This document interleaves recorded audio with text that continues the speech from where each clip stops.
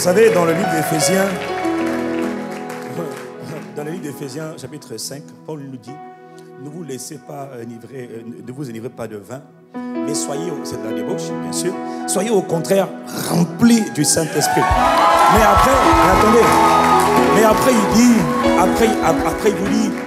il vous dit, exercez-vous.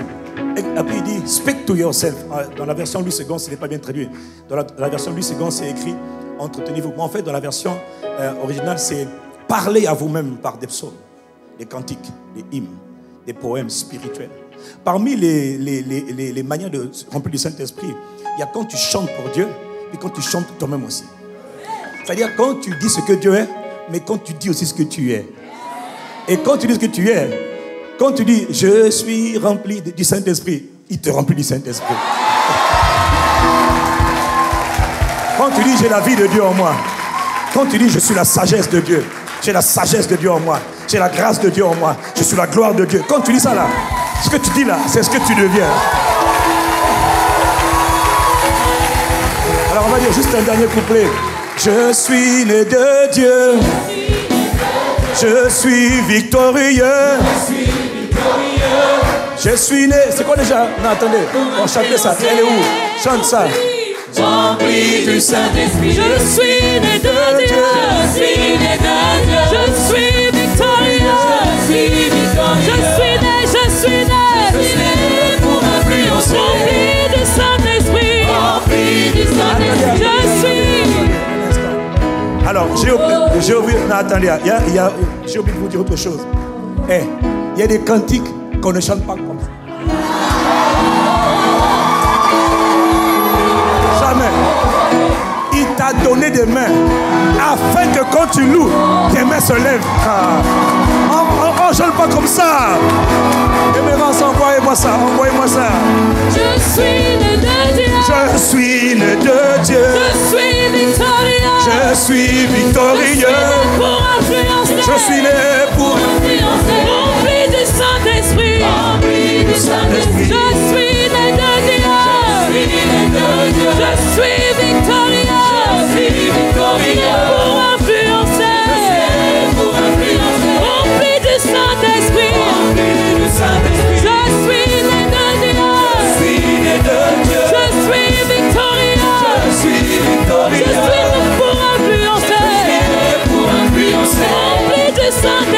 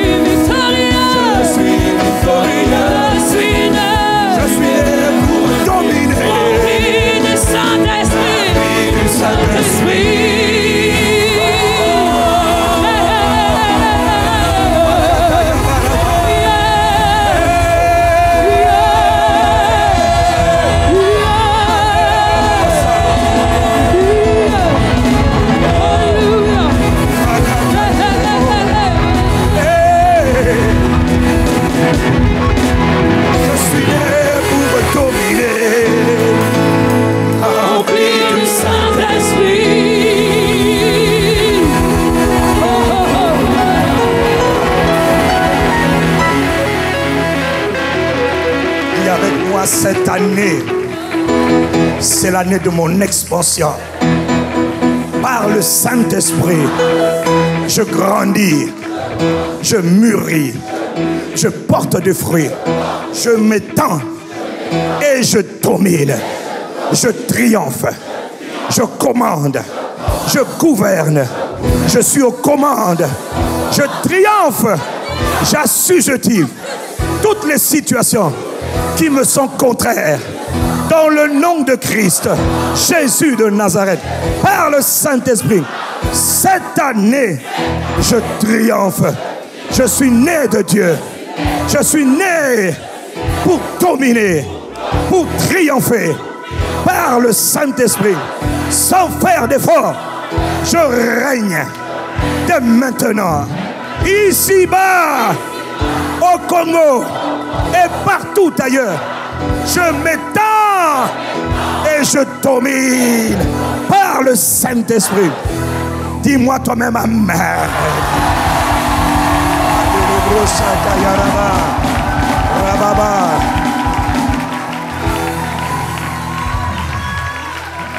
Aucune limitation, aucun blocage, aucun freinage. Cette année, tout blocage contre ta destinée tombe au nom de Christ Jésus. Je suis né de Dieu, né pour dominer, né pour influencer, né pour assaisonner la terre, né pour éclairer le monde. Tu es la lumière du monde. Tu brilles plus que le soleil à son zénith. Tu assaisonnes chaque lieu, chaque endroit, chaque place, chaque territoire, chaque domaine dans lequel on te met. Tu l'influences, tu le transformes, tu l'assaisonnes, tu l'impactes par la puissance du Saint-Esprit. Acclame l'Esprit de Dieu ici. Acclame Jésus. Acclame Jésus. Amantele broko soraba.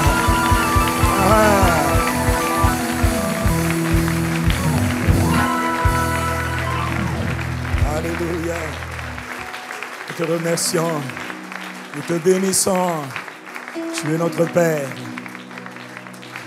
Nous honorons ta présence ce matin. Nous te bénissons. Notre Père et notre Dieu. Oui, la parole de Dieu déclare qu'il y a de la joie dans ta présence. David a dit un jour dans tes parvis vaut mieux que 1000 ailleurs. Mais nous avons dit qu'une heure dans tes parvis vaut mieux que 1000 heures ailleurs. Nous voulons te dire merci pour l'opportunité et la grâce que tu nous accordes d'être là, assemblés en ton nom. Nous sommes reconnaissants, tendre Père céleste. Ce matin, en ce jour que Dieu a fait, la présence de Dieu est là.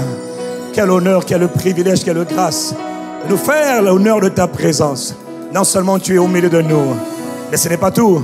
Tu es sur nous comme un manteau, comme un vêtement. Mais ce n'est pas tout. Tu es avec nous. Et ce n'est pas tout. Tu es en nous, magnifique Saint-Esprit. Excellent Père. Seigneur Jésus, tu es là par le Saint-Esprit. Père, tu es là par ton Saint-Esprit. Saint-Esprit, tu as été envoyé par le Père et par le Seigneur Jésus. Et ta parole nous révèle que là où tu es, le Père et le Fils de Jésus est là, sont là. Béni sois-tu pour la révélation de ce mystère de la Trinité.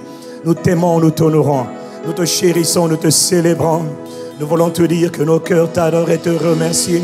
Ce matin, Père, nous voulons dire combien nous t'aimons, tendre Papa. Oui, c'est vrai, nous n'y sommes pas encore, mais nous y arrivons par ta grâce, conduits par le Saint-Esprit. La Bible dit que l'amour de Dieu est répandu dans nos cœurs par le Saint-Esprit. Béni soit la présence de Dieu, béni soit l'Esprit de Dieu, béni soit le Seigneur Jésus qui est présent par le Saint-Esprit. Béni soit notre Père qui est présent par le Saint-Esprit. Nous voulons répondre comme tu nous enseignes depuis quelques semaines. Répondre à ta présence, réagir dans ta présence. En disant combien, Père, nous aspirons à t'aimer. Alors en disant nous aimons, ce n'est pas un chant. C'est une confession de foi. C'est une déclaration d'amour. C'est une déclaration de foi. Y a-t-il quelqu'un pour dire, Seigneur, nous t'aimons? Nous voulons te dire ce matin, nous t'aimons. Admirable Père de grâce, nous t'aimons. Nous voulons simplement te dire dans ta présence. Nous nous tenons dans ta présence pour dire ensemble, nous t'aimons. C'est une déclaration solennelle de foi. de la part de nos cœurs qui sont disposés, nous que tu as disposé par ton esprit, Père, nous. C'est un cantique nouveau que nous voulons faire monter. Par le Saint-Esprit, je veux dire, Père, nous comme un seul homme, nous voulons répondre, Papa, nous. Il fut un temps où je ne pouvais pas dire Père, nous. Mais maintenant que je peux dire Père éternel, nous. Je peux appeler Dieu mon Père, nous. Je veux te dire, mon cher Papa d'amour, nous. Mon Seigneur Jésus, mon tant aimé Seigneur. Tu es le sauveur de nos vies, Seigneur Jésus. Tu as payé le prix pour nous délivrer, nous.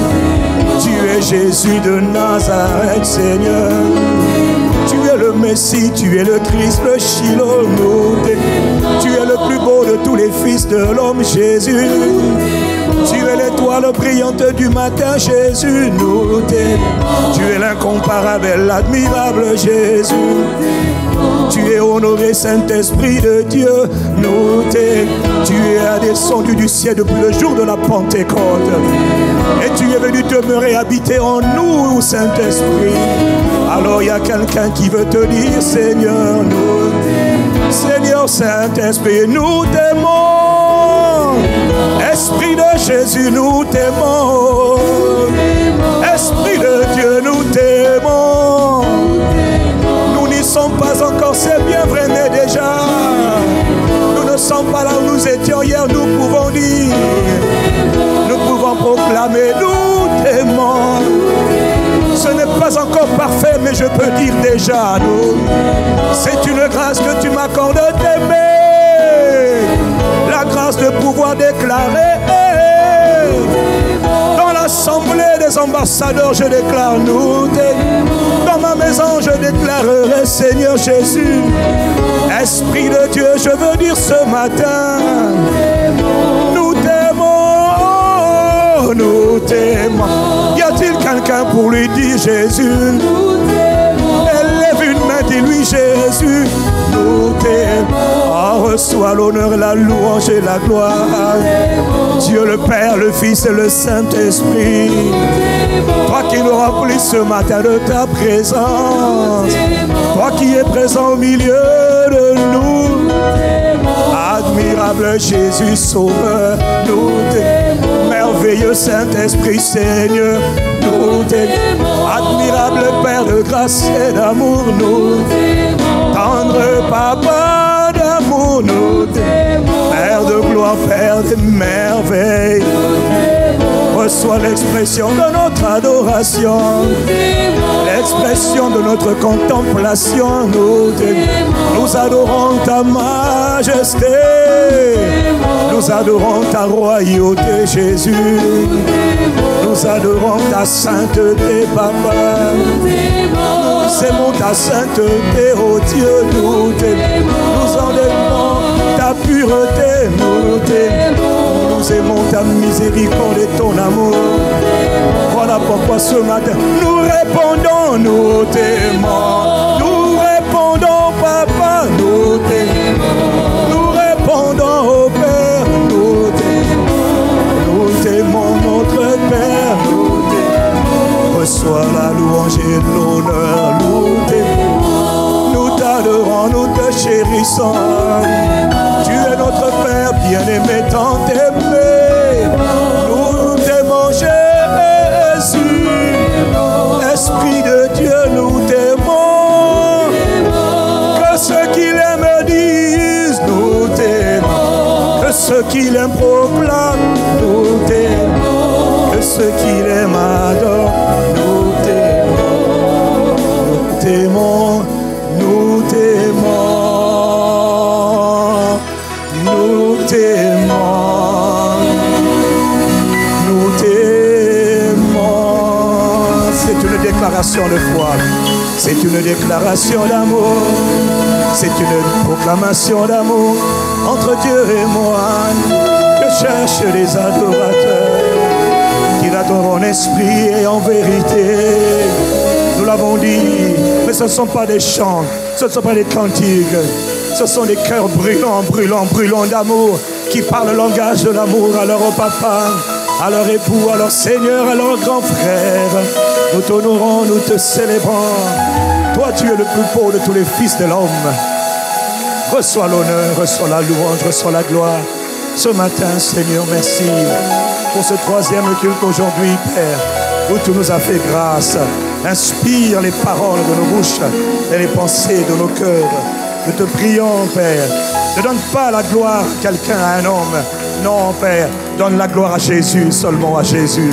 L'honneur à Jésus, la louange pour Jésus, la reconnaissance pour Jésus, la célébration pour Jésus, les félicitations pour Jésus.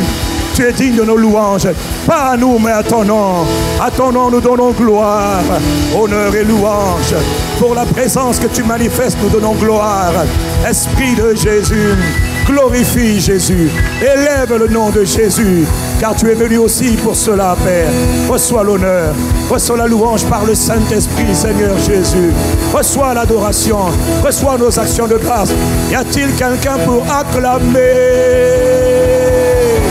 le nom du Seigneur, le nom du Seigneur?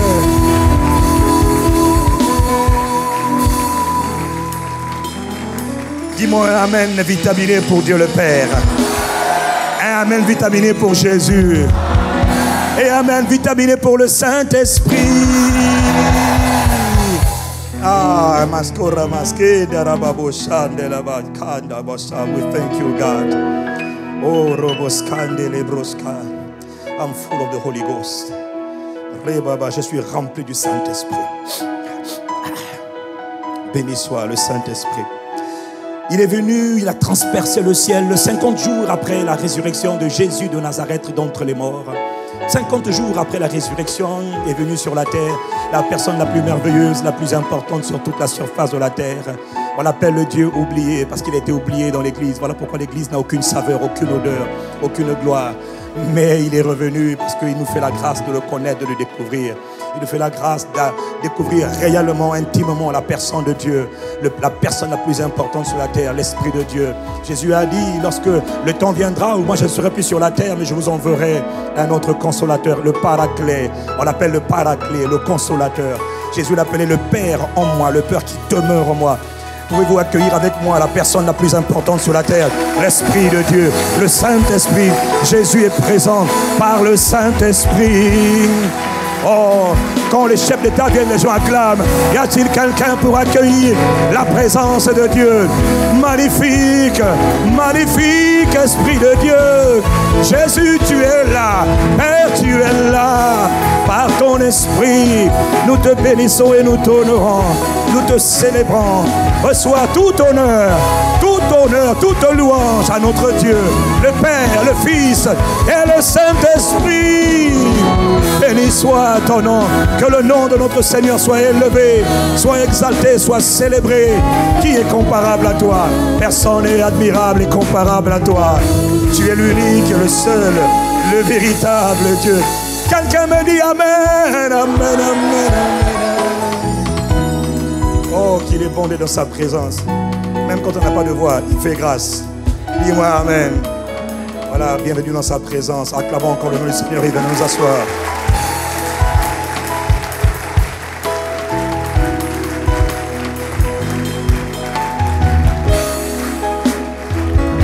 Là, en fait, ce que je voulais dire, c'est ceux qui l'aiment l'acclament.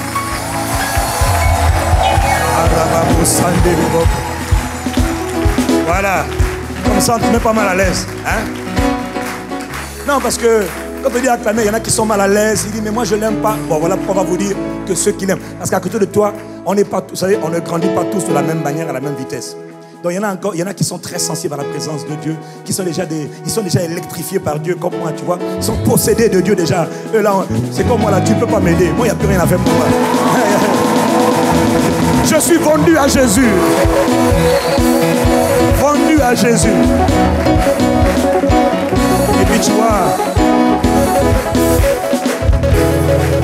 Et puis après, il y a parmi nous ceux qui ne sont pas encore comme nous, totalement vendus à Jésus, tu vois.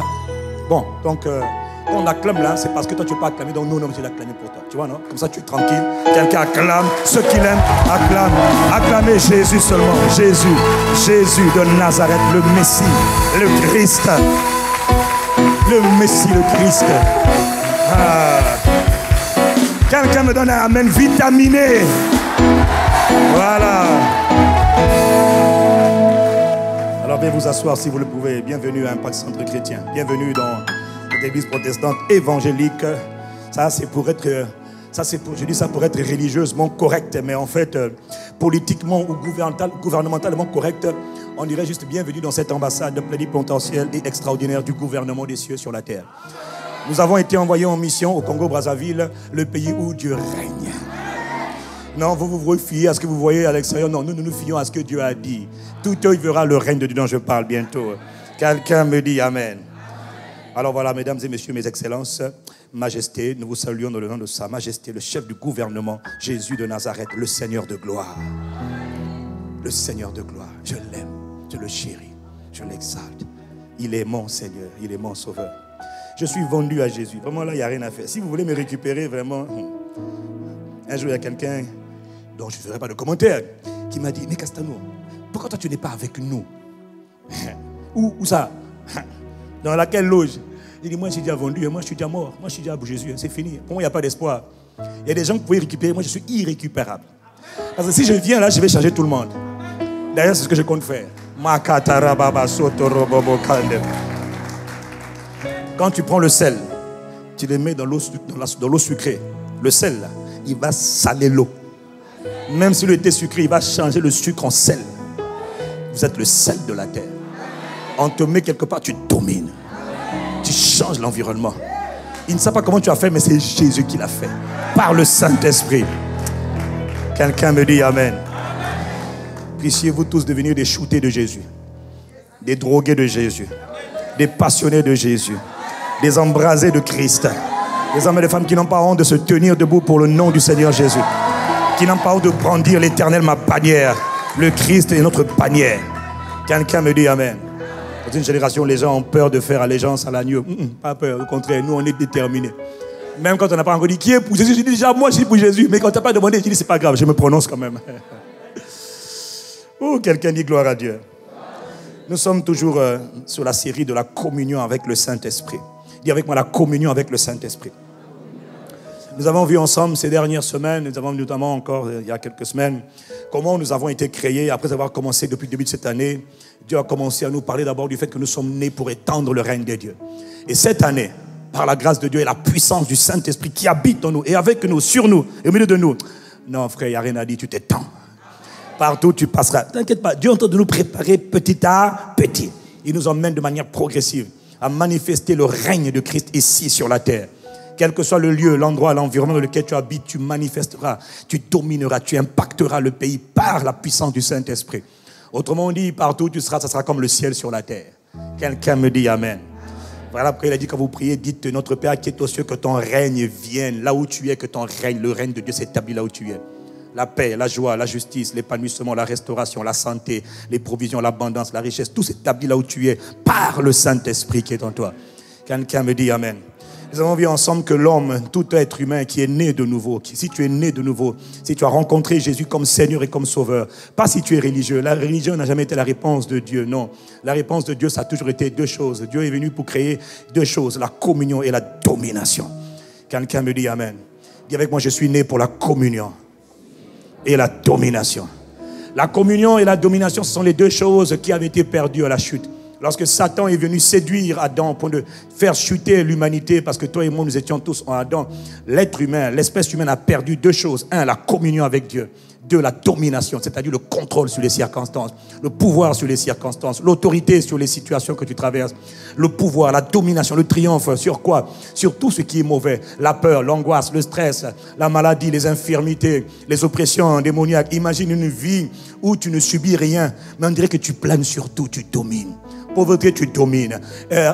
Échec, tu domines. Instabilité, tu domines. Tâtonnement, tu écrases. Maladie, tu l'éradiques. Quelqu'un me dit Amen. Jalousie, colère, tu domines. C'est-à-dire rien ne te touche, rien ne t'impacte. C'est toi qui impactes. C'est pour ça que Jésus est venu. Il est venu rétablir la communion avec Dieu et la domination. Mais nous avons vu ensemble qu'il n'y a pas de domination, de règne, d'influence, d'impact sans la communion. La puissance se trouve d'abord dans la communion.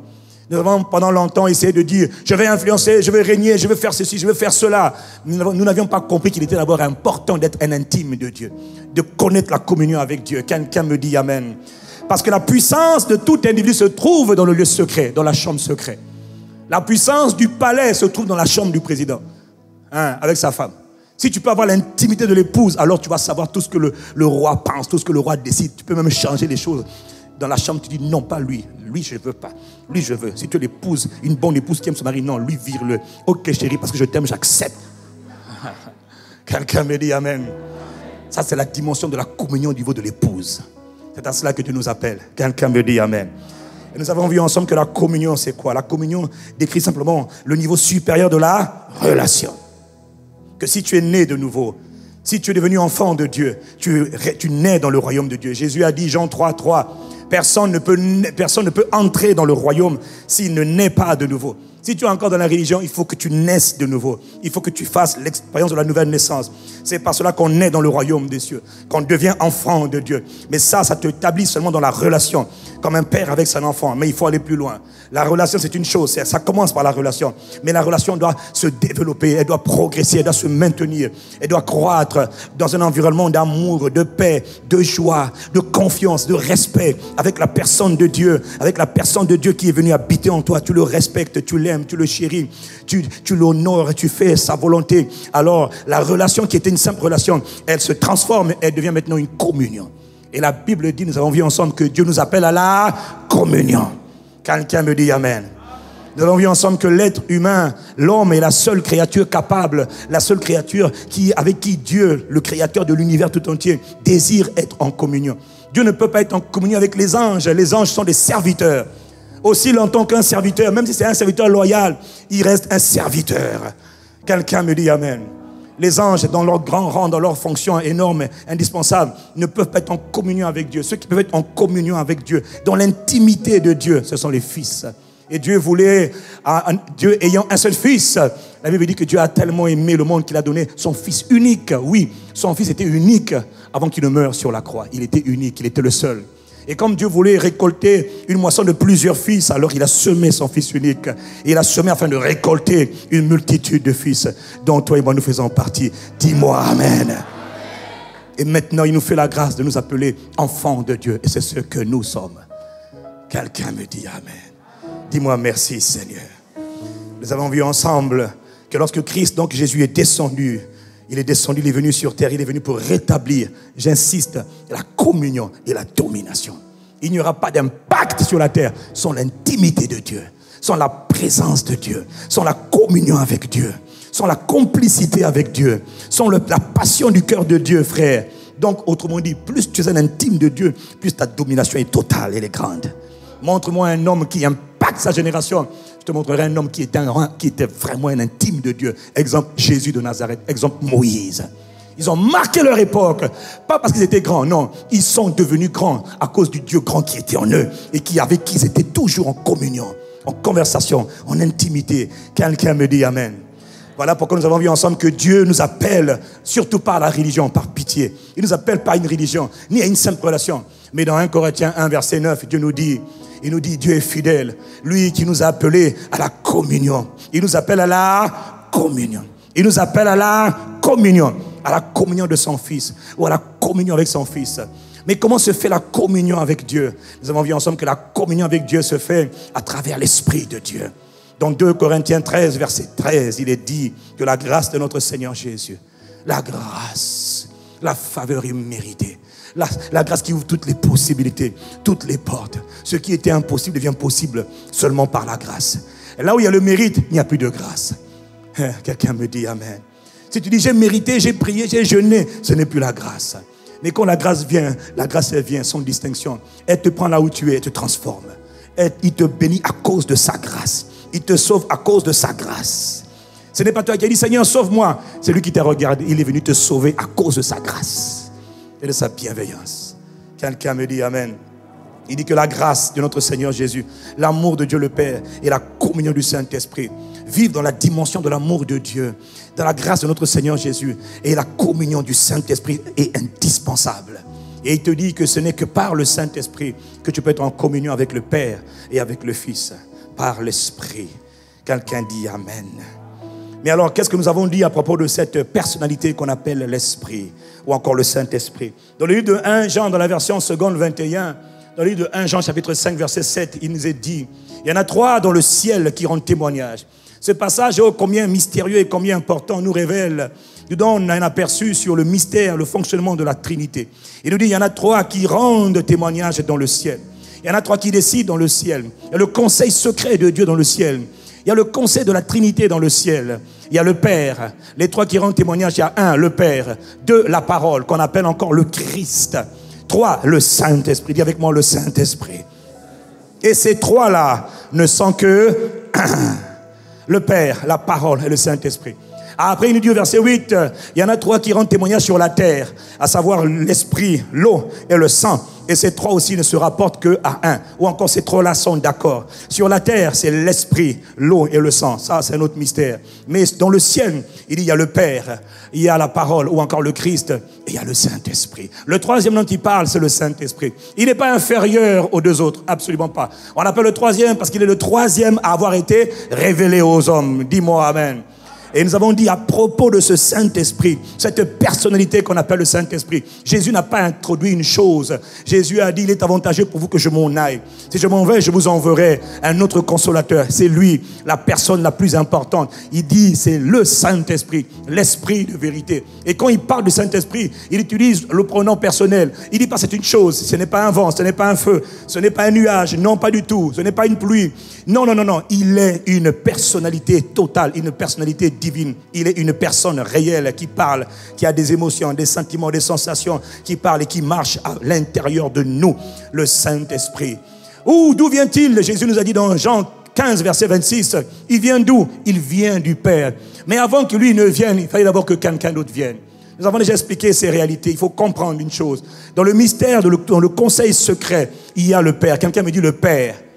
On a déjà vu ensemble que le Père, lui, ne quitte jamais le trône. Le Père est assis sur le trône dans les cieux. La Bible dit que Dieu a son règne dans le ciel, a sa capitale dans les cieux. Et du ciel, la terre, n'oubliez pas, n'est qu'une petite poussière.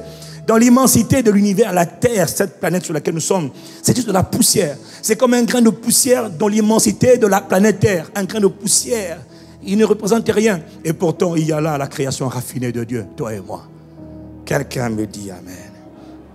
Le Père ne quitte jamais le trône. Le Père est toujours sur le trône.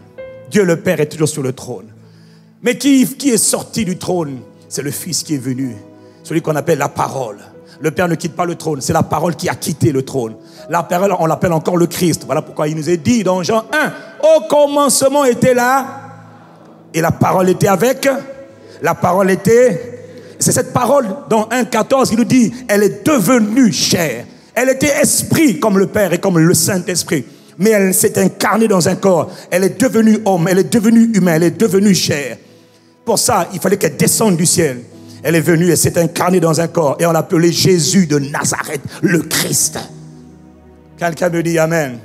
Mais il est venu, cette parole qui s'est incarnée, est venue pour verser le sang divin, le sang de Dieu. Elle était 100% homme, 100% Dieu. Qui? La parole, ou encore le Christ.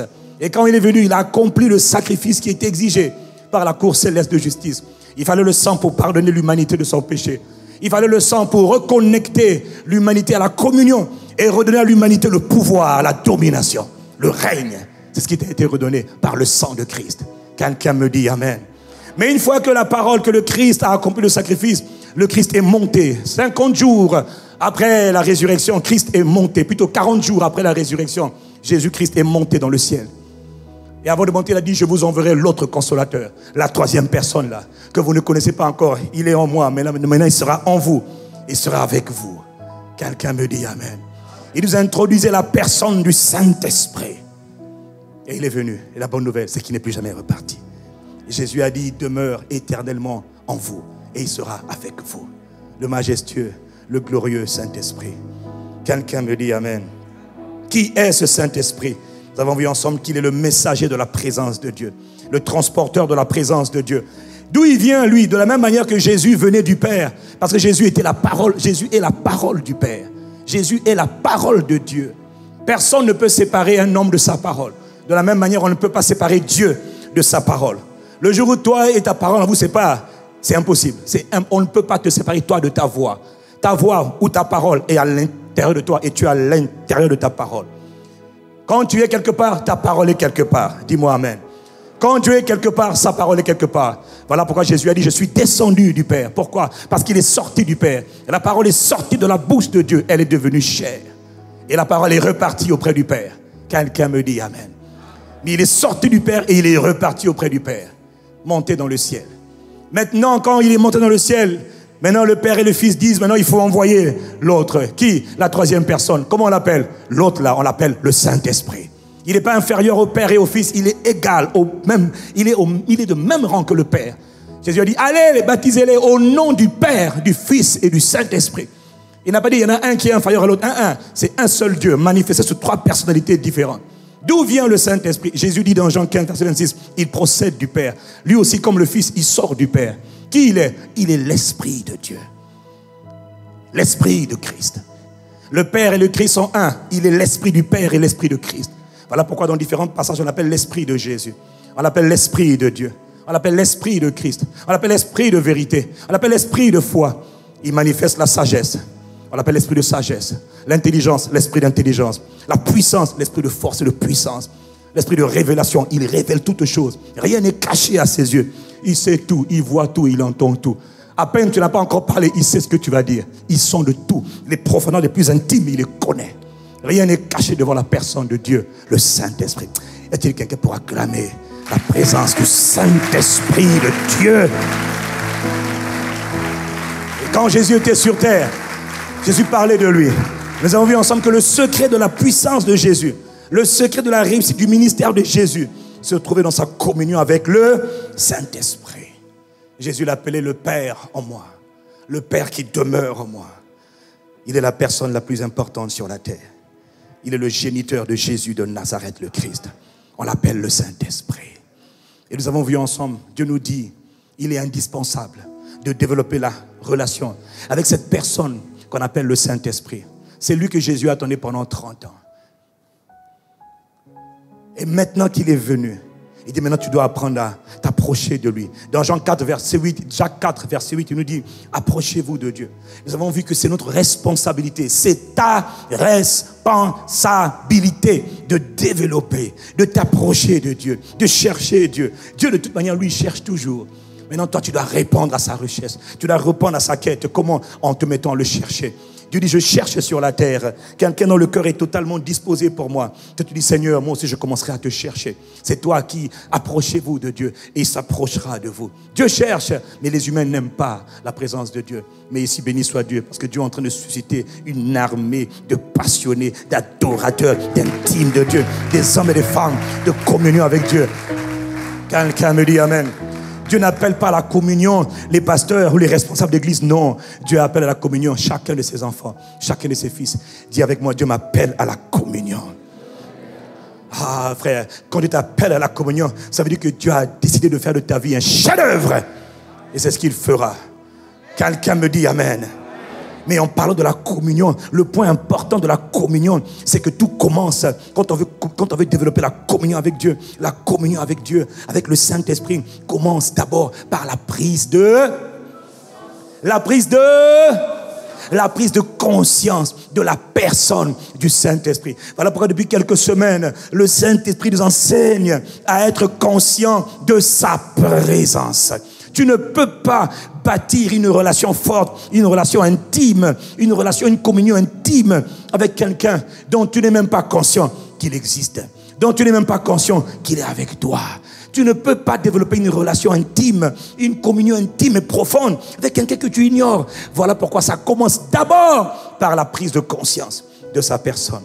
Et nous prenons du temps, petit à petit, il nous fait avancer. Nous sommes comme dans une classe qui contient les élèves de tous les niveaux, du 6e, de la 6e, 5e, 4e, 3e. seconde, première et terminale. Et le problème, c'est que nous sommes obligés de répéter les mêmes choses parce que chaque semaine, l'Église ne cesse de s'agrandir et de nouvelles personnes viennent encore. Et vous voyez, si on prêche seulement, on va tout de suite dans l'essentiel du message, on va perdre ceux qui viennent d'arriver, ceux qui sont en 6e et en 5e. Alors les cocobars là qui sont en terminale, qui sont disant cocobars, mais pas parce que tu es cocobar que tu connais les choses de Dieu. Hein. On a vu des cocobars ignorants. D'ailleurs, il y en a beaucoup trop d'ignorants. Bishop cocobar ignorant, pasteur ignorant. Le titre ne donne pas la connaissance. Dis-moi amen. Quelqu'un me dit amen. Voilà, ce n'est pas une question. Donc, on est obligé de répéter les mêmes choses pour que nous puissions avancer tous ensemble en même temps. Pour que ce dernier arrivé comprenne ce qu'on est en train de dire. Et que celui qui était déjà là, le cocobar, l'ancien, lui aussi comprenne ce qu'on est en train de dire. Et ça soit une excellente révision pour lui. Mais l'objectif pour nous tous, c'est la communion du Saint-Esprit. Et cette communion commence par la conscience de sa personne, de la présence de Dieu.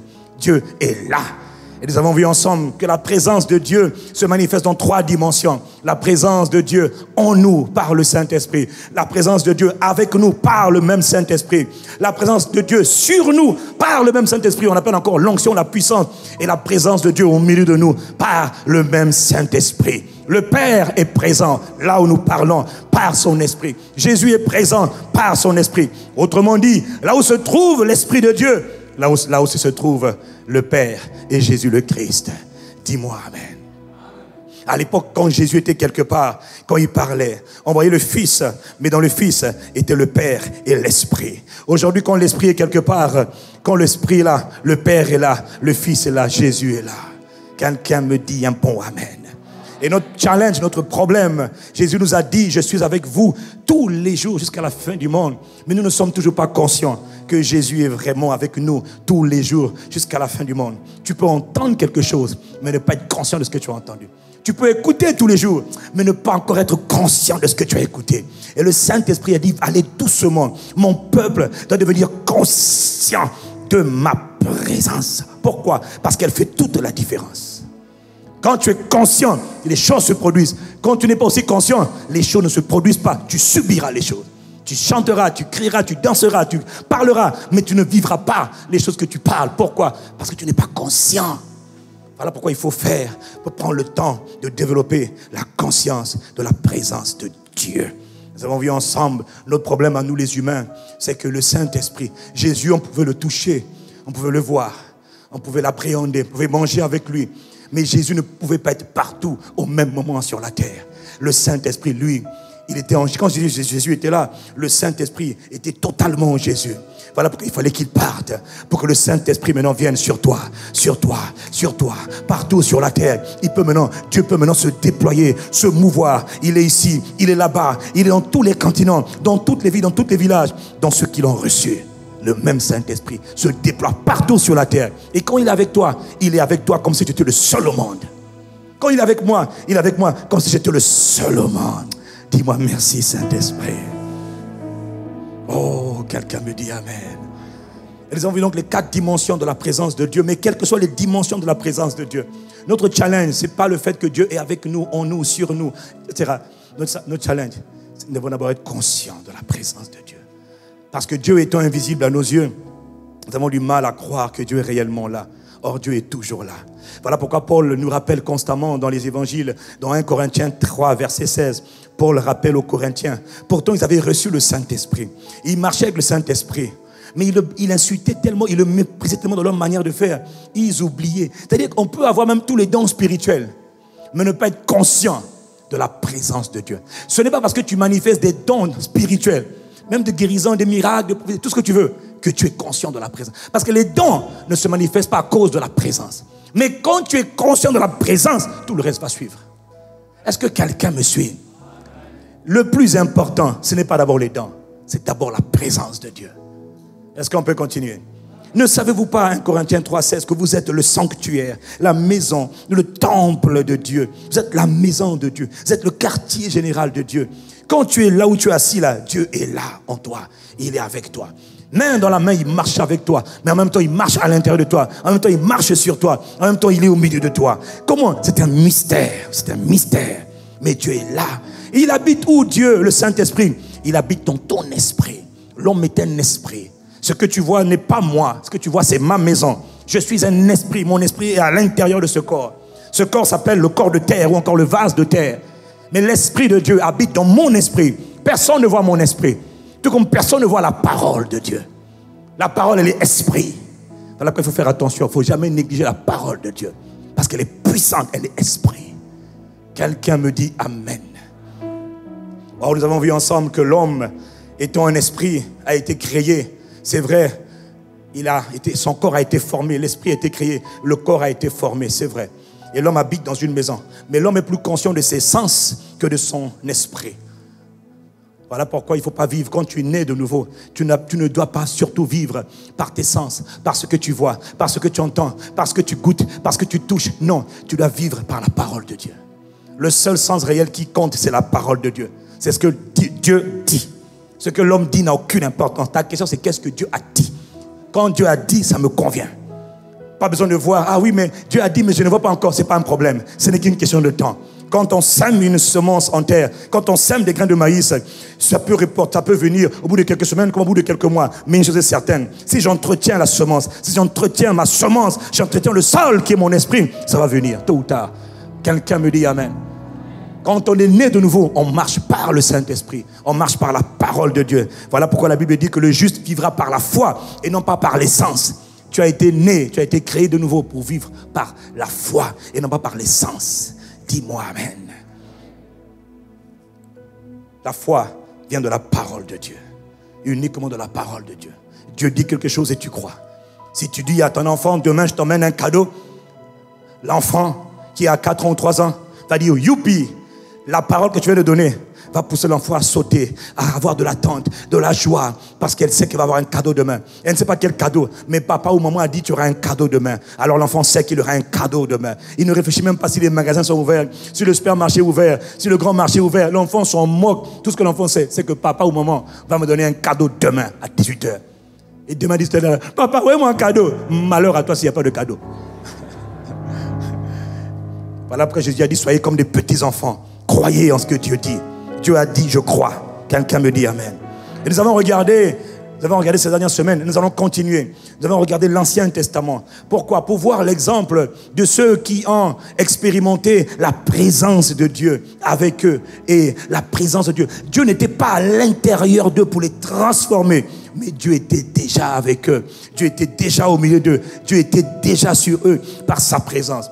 Autrement dit, dans le peuple, dans l'Ancienne Alliance, dans l'Ancien Testament, on voit le peuple d'Israël, le peuple de Dieu, qui a vécu constamment dans la présence de Dieu. Ils voyaient la présence de Dieu. Ils goûtaient la présence de Dieu. Et pourquoi est-ce qu'il est important de les étudier? Parce que le Saint-Esprit m'a dit, repars dans les anciens textes pour que le peuple voit ce qu'ont vécu, ont expérimenté, ceux qui ont marché dans la présence de Dieu. Ils ont vécu dans la présence de Dieu. Dans 1 Corinthiens 10, verset 11, il est écrit, ces choses leur sont arrivées pour nous servir d'exemple. Et ces choses que nous lisons dans l'Ancien Testament ont été écrites pour notre instruction.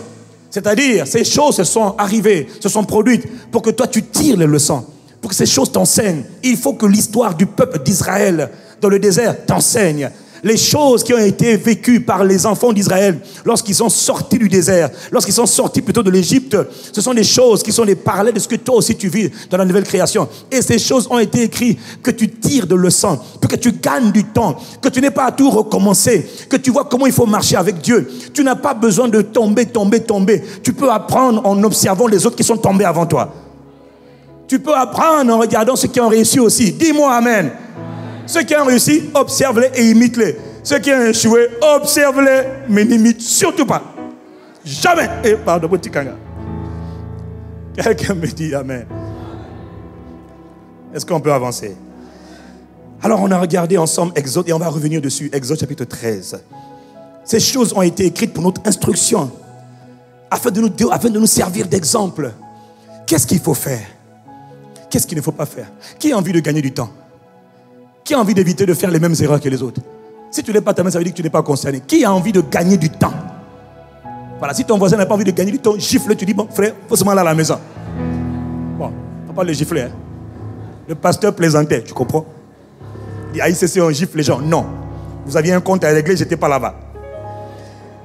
Alors, regardons l'expérimentation, les exemples, le vécu de ceux qui ont vécu dans la présence de Dieu. Ce qui est écrit, je le répète, a été écrit pour notre instruction. Nous devons tirer les leçons de ce qu'ils ont vécu. Parce que c'était que l'ombre des choses à venir. Exode 13, verset 21. Il est écrit: l'Éternel allait devant eux. Là, le contexte, c'est que Dieu vient de faire sortir Israël de l'Égypte. Il a pris son peuple. Dis avec moi, je suis son peuple. Tu es son peuple et tu es son troupeau. Dieu a sorti son peuple d'Égypte, de la main de la servitude. Le peuple souffrait sous Pharaon. Et Pharaon, dans la parole de Dieu, symbolise toujours, personnifie toujours le diable en personne. Dans l'empire de Pharaon, dans l'empire d'Égypte, il y avait des milliers de soi-disant dieux. On les appelait des divinités. Dieu avec petit d. Ils étaient des milliers. Un dieu pour le soleil, un dieu pour la lune, un dieu pour la pluie, un dieu pour les enfants. Si tu veux un enfant, c'est un dieu. Si tu veux des jumeaux, c'est aussi un autre dieu. Si tu veux des triplés, c'est aussi un autre dieu. Tu veux l'argent, ça dépend de ce que tu cherches. Est-ce que c'est l'argent, l'or, les diamants? C'est différents dieux. Il y a aussi des dieux pour la pluie. Et il y a aussi des dieux plutôt pour la mer. Quand tu vas nager, il faut demander la protection du Dieu qui protège de la mer. C'était compliqué, papa. C'était compliqué. Toutes sortes d'idolâtries, d'images, etc. Il y avait des multitudes de dieux. Est-ce que quelqu'un me suit? Et Dieu vient délivrer son peuple de cette folie, de cette multitude de dieux. Et il se révèle comme étant l'unique, le véritable, le seul Dieu. On l'appelle l'Éternel. Celui qui est. Il dit, je suis celui qui suis. Hier, je suis. Aujourd'hui, je suis. Demain, je ne serai pas. Demain, je suis. Il se conjugue toujours au présent. L'Éternel présent. Il ne change pas. En lui, il n'y a pas d'ombre de variation. Il est le boss incontesté hier, aujourd'hui et dans l'éternité. Nul n'est comme lui. Il se présente, il dit, je suis l'Éternel. Et quand il parle avec beaucoup de fierté, beaucoup d'assurance. J'aime ça. Quelqu'un dit Amen. Alors il cherchait un homme, il a trouvé un homme qu'on appelle Moïse. Et il prend Moïse, il dit Moïse, je cherche sur la terre un partenaire. Je cherche au Congo un partenaire. Je cherche sur la terre, en France, partout. Je cherche des hommes et des femmes qui vont être mes partenaires pour accomplir mes missions, ma volonté. Dis, je suis là, Seigneur. Dis-moi Amen. Alors lorsqu'il va, il délivre son peuple d'Israël. Il sort de l'Égypte. Maintenant, il commence à conduire le peuple. De la même manière, quand il vient te sauver du monde, quand il vient, il te prend dans la boue du péché dans lequel tu étais hier. Il te prend et il te met dans une alliance entre lui et toi. Il devient ton père, tu deviens son enfant. Ça, c'est la relation. Mais le but de Dieu, c'était maintenant de les emmener dans la communion avec lui. Quelqu'un me dit Amen. Mais quand tu vois, il les prend, maintenant il commence à les conduire. Et la Bible dit ici, Exode 13, verset 21. L'Éternel, le grand je suis, allait devant eux. Le jour, dans une colonne de nuée, pour les guider dans leur chemin. La nuit, dans une colonne de feu, pour les éclairer, afin qu'ils marchent jour et nuit. Verset 22. La colonne de nuée ne se retirait point de devant le peuple pendant le jour, ni la colonne de feu pendant la nuit. Autrement dit, pendant la journée, Israël, le peuple de Dieu, voyait constamment la présence de Dieu. Pendant la nuit, le même peuple de Dieu voyait constamment la présence de Dieu. Ils étaient gavés, rassasiés de la présence de Dieu. La présence de Dieu était toujours présente au milieu d'eux et avec eux. Pas en eux, avec eux. Comme un homme marche côte à côte avec quelqu'un, Dieu marchait avec Israël. Comme un homme marche avec sa femme, comme un père marche avec ses enfants. Il ne pouvait pas être en eux parce que le sang n'avait pas encore été versé pour racheter l'humanité, mais il était déjà en eux. Imagine-toi mon frère, tu es en train de marcher avec la personne la plus puissante, la plus forte, la plus impressionnante, la plus robuste au monde. Tu es en train de marcher côte à côte et tu l'aimes et il t'aime. Qui peut te toucher? À peine, même quand il t'a regardé, tu peux dire le tuer avec un œil. On appelle ça l'œil qui tue. Est-ce qu'on peut continuer? Ils jouissaient de la présence de Dieu avec eux et au milieu d'eux. Ça, c'était hier. Aujourd'hui, cette même présence n'est plus visible. Elle n'est pas visible. Mais Jésus a dit, le Saint-Esprit, dis avec moi le Saint-Esprit, il demeure avec vous et il demeure en vous. La présence de Dieu. Quand tu sortiras avec la présence de Dieu. Dieu habite en toi. Dieu ne va pas habiter en toi. Et quand je parle de la présence de Dieu, tu vois là, on ne dit pas que la présence de Dieu étaient là le matin, le soir parce qu'ils priaient. Ils ne priaient pas forcément. Ils ne chantaient même pas. Ils ne louaient pas. Ils n'adoraient pas. Ils ne jeûnaient pas. Mais la présence de Dieu, elle était constante. Parce que papa aime ses enfants. Et un père qui aime ses enfants aime marcher avec ses enfants.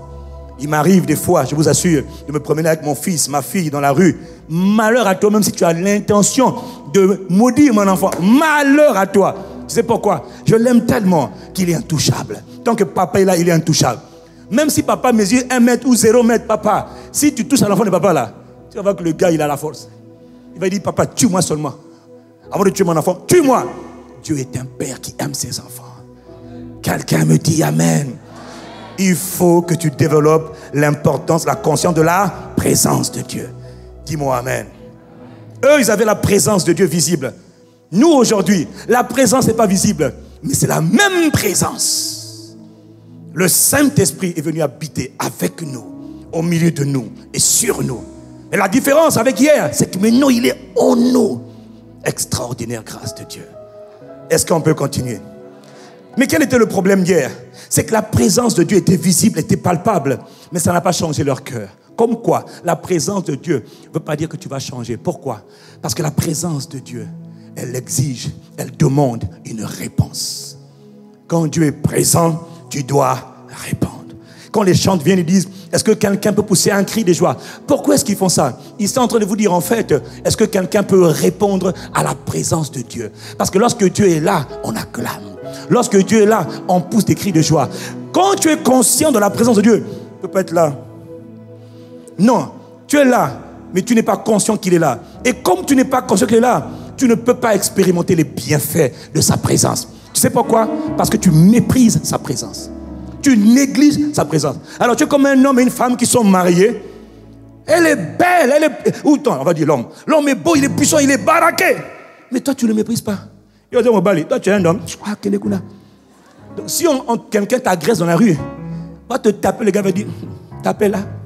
C'est ma femme. Mais quand même, elle me déshonore. Elle dit, je ne suis pas un homme. Ok, il n'a qu'à faire. Il n'a qu'à se débrouiller. Est-ce que quelqu'un comprend?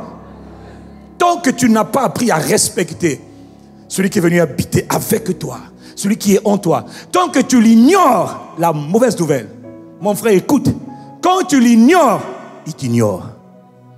Et toi, tu pensais que Dieu était, je l'ignore, il va te dire, aime-moi, aime-moi, aime-moi seulement, aime-moi, aime-moi. Tu l'ignores, il t'ignore. Il a dit, approchez-vous de moi, approchez-vous de Dieu, et il s'approchera de vous. Tu ne t'approches pas de lui, il ne s'approche pas. Ah, tu ne savais pas ça, hein? Tu ne t'approches pas, il ne s'approche pas. Voilà pourquoi ce n'est pas une question de titre. Tu peux être pasteur, docteur, apôtre, évangéliste, prophète, bishop, tout ce que tu veux. Mais si tu n'es pas quelqu'un qui aime s'approcher de la présence de Dieu, il ne s'approche pas de toi. Il ne s'approche pas de toi. Mais dans l'église, tu as un frère, un jeune homme qui a 18 ans. Lui là, il est assoiffé de Dieu. Lui là, il aime Dieu. Il est sincère avec Dieu. Dieu va le remplir de visiter. Toi qui es Kokoba, bishop ancien, Jean-Jacques Rigobert, tu n'auras rien. Dieu va opérer avec le petit de 18 ans. Et toi, tu vas commencer à être jaloux. Hein? Jaloux. Mais pourquoi Dieu l'utilise? C'est moi le pasteur. Mais tu n'as pas faim. Tu n'as pas soif. Le petit a soif. Dans l'église, il y a des titres. Pasteur, docteur, ancien, tout ce que tu veux. Dans le royaume de Dieu, il n'y a pas de titre. Le royaume de Dieu, c'est celui qui a soif, qui vient à moi et qui boive. Dans le royaume, hein, celui qui a soif. Mais moi, je suis Jean-Jacques Rigobert. Je suis 20 ans, diacre et ancien dans mon église. Regarde, quand j'adore, j'arrive même pas à lever les mains tellement je suis déjà ancien. Papa, il y a quelqu'un qui n'est pas ancien, qui a seulement 1 mois de conversion, mais Jésus l'a touché. Il aime Jésus, il est sauvé, il est amoureux de Jésus. Lui là, il lève les mains. Tu dis, petit, ne sois pas trop extravagant. Ne fais pas le matalana avec Jésus. Non, Jésus aime le matalana. Il aime qu'on l'aime. Il aime qu'on l'adore. Il aime qu'on le loue. Il aime qu'on le célèbre. Ah! Quelqu'un me dit Amen. T'as vu? Quelques-uns se sont levés. Soyez bénis. Mais parmi vous là, il y a un cocobar qui ne peut pas se lever parce qu'il a mal aux jambes. Tu auras encore mal aux jambes, papa. Attends, pasteur, prie pour moi. Je ne prierai pas. La présence de Dieu est suffisante pour toi. Mais tu la méprises. Il ne respecte pas la présence de Dieu. Qu'est-ce que tu vois qu'on fait quand on se lève? on est en train de répandre à la présence de Dieu. Quelqu'un me dit Amen. Et alors, c'est ça. Dieu honore ceux qui ont soif. Un mois de conversion. Moi, je me rappelle au Canada, un mois de conversion. 3 mois de... Papa, j'étais zélé pour Dieu. Et je me rappelle, il y a toujours dans les églises des gens bizarres. Hein? Si je t'attrape, tu vas voir ça. Dans toutes les églises, il voulait m'éteindre. Quand il va acheter zélé là, toujours en feu pour Dieu. Et puis il me disait, Yves, tu vas te fatiguer. Oh! C'était des frères, hein? Un qui était pasteur dans son église, pasteur baptiste. Yves, nous tous on est passés par là. Tu vas te fatiguer. Je refuse cette fatigue-là. Cette fatigue-là, jusqu'aujourd'hui, je ne suis pas fatigué. Je suis amoureux. Je suis passionné. Je suis attaché. Pas fatigué, papa. Jusqu'à aujourd'hui, 23 ans plus tard. Oh. Petit, doucement, balle à terre. Il n'y a pas de balle à terre. Balle en haut. Pas à terre. Balle en haut. On adore Jésus. On célèbre Jésus. On loue Jésus. On exalte Jésus. On est amoureux. On est passionné. On parle. Oh. Mais quelqu'un me dit Amen. Et quand il t'entend prier, il te va dire, ah, peut-être toi tu pries avec des paroles profondes. C'est normal. Quand on est amoureux, on parle un langage d'amoureux. Dans le psaume 45, tu vois, le psalmiste dit, des paroles de charme bouillonnent dans mon cœur. Tu vois, ça c'est, là je suis en train de, là, je parle à Dieu, hein. Seigneur, je pense à toi. Il y a des paroles qui bouillonnent dans mon cœur. Mon cœur est bouillonnant pour toi. Je dis que mon amour et mon cœur est pour le roi. Oh Père, que mes paroles soient comme la plume d'un habile écrivain. Je chante pour toi, je parle par toi. Ça, c'est ceux qui aiment la présence de Dieu. Et quand ils t'entendent parler comme ça, ils te disent, qu'est-ce que tu as dit? Toto, tu n'as rien compris, papa, laisse-moi. J'ai soif. Oh, dis-moi, j'ai soif. Ah, si quelqu'un a soif, qu'il vienne et qu'il boive. Et quand il aura bu, la Bible dit, des fleuves d'eau vive vont sortir de lui pour impacter les générations. Oh. Jeune converti, jeune frère, ne te laisse pas distraire par les faux cocobas. Ils n'ont pas de fruits, ils ne produisent pas. Ils ont des titres, ils se cachent derrière leurs titres. Pourquoi je parle même de ça? Je ne sais pas. Il y a quelqu'un qui a besoin d'entendre ça. Ouais, je suis à l'église depuis un certain temps. Je vais dans telle assemblée. Je me moque de ton assemblée. Je me moque, tu vois, comme je joue la guitare. J'en ai rien à battre. Mais je suis un père spirituel. Combien d'enfants tu as? Est-ce qu'ils ont changé leur monde? Est-ce qu'ils ont transformé leur génération? Est-ce que leur vie est utile sur la terre? Je suis un père. Quel père? Un mâle, ouais. Enfin, bref. Ok. Je peux ranger mon pistolet. Fini de tirer sur toi. Si ça te concerne, change, réponds-toi. Il y a quelqu'un qui a besoin d'entendre ça. Je n'ai pas dit ça au deuxième culte et au premier culte. Donc, il y a quelqu'un dans cette salle qui a besoin d'entendre ça. Repends-toi, frère. La présence de Dieu exige une réponse. Et la réponse à la présence de Dieu, c'est soit une parole, c'est soit un acte, c'est soit une attitude, un comportement. Est-ce que quelqu'un me suit? Mais il y a différentes manières de répondre à la présence de Dieu.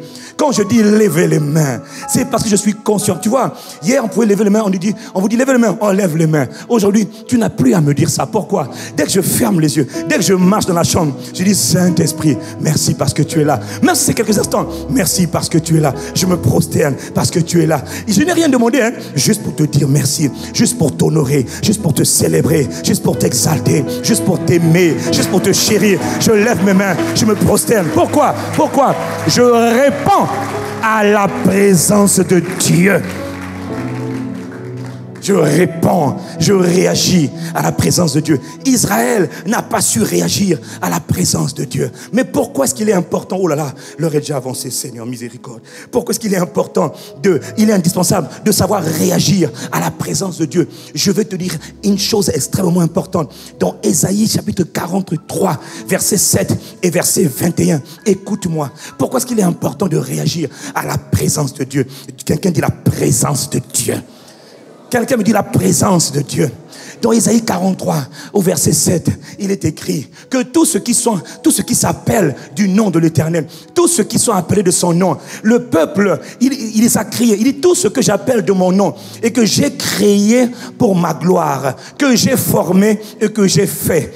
Écoute, Dieu te dit que tout ce qu'il a fait, tous ces enfants qu'il a appelés, tous ces enfants qu'il a sélectionnés, tous ces enfants qu'il a délivrés du monde, il les a fait, il les a créés pour un seul but, sa gloire. Quelqu'un me dit sa gloire. Au verset 21, il dit, le peuple que je me suis formé, sous-entendu, pour ma gloire. Je me suis formé un peuple pour ma gloire. Il va publier mes louanges. Il va démontrer ma gloire. Il va révéler ma personne. Il va démontrer mes œuvres. Il va me montrer au monde. Dieu est invisible. Il a besoin de quelqu'un pour manifester sa gloire. Est-ce que quelqu'un me suit? Oh, la gloire de Dieu ne peut se manifester que lorsque la présence de Dieu est là. Si la présence est là, alors la gloire peut se manifester. Si le roi des Émirats ou le roi d'Arabie Saoudite vient, alors c'est tous les Émirats qui sont là. C'est toute l'Arabie Saoudite qui est là. Si un roi est là, alors c'est tout le royaume qui est là. Et le royaume est manifesté par sa splendeur, sa force, sa suprématie. Est-ce que je peux continuer? Mon point, c'est qu'il faut d'abord honorer la présence.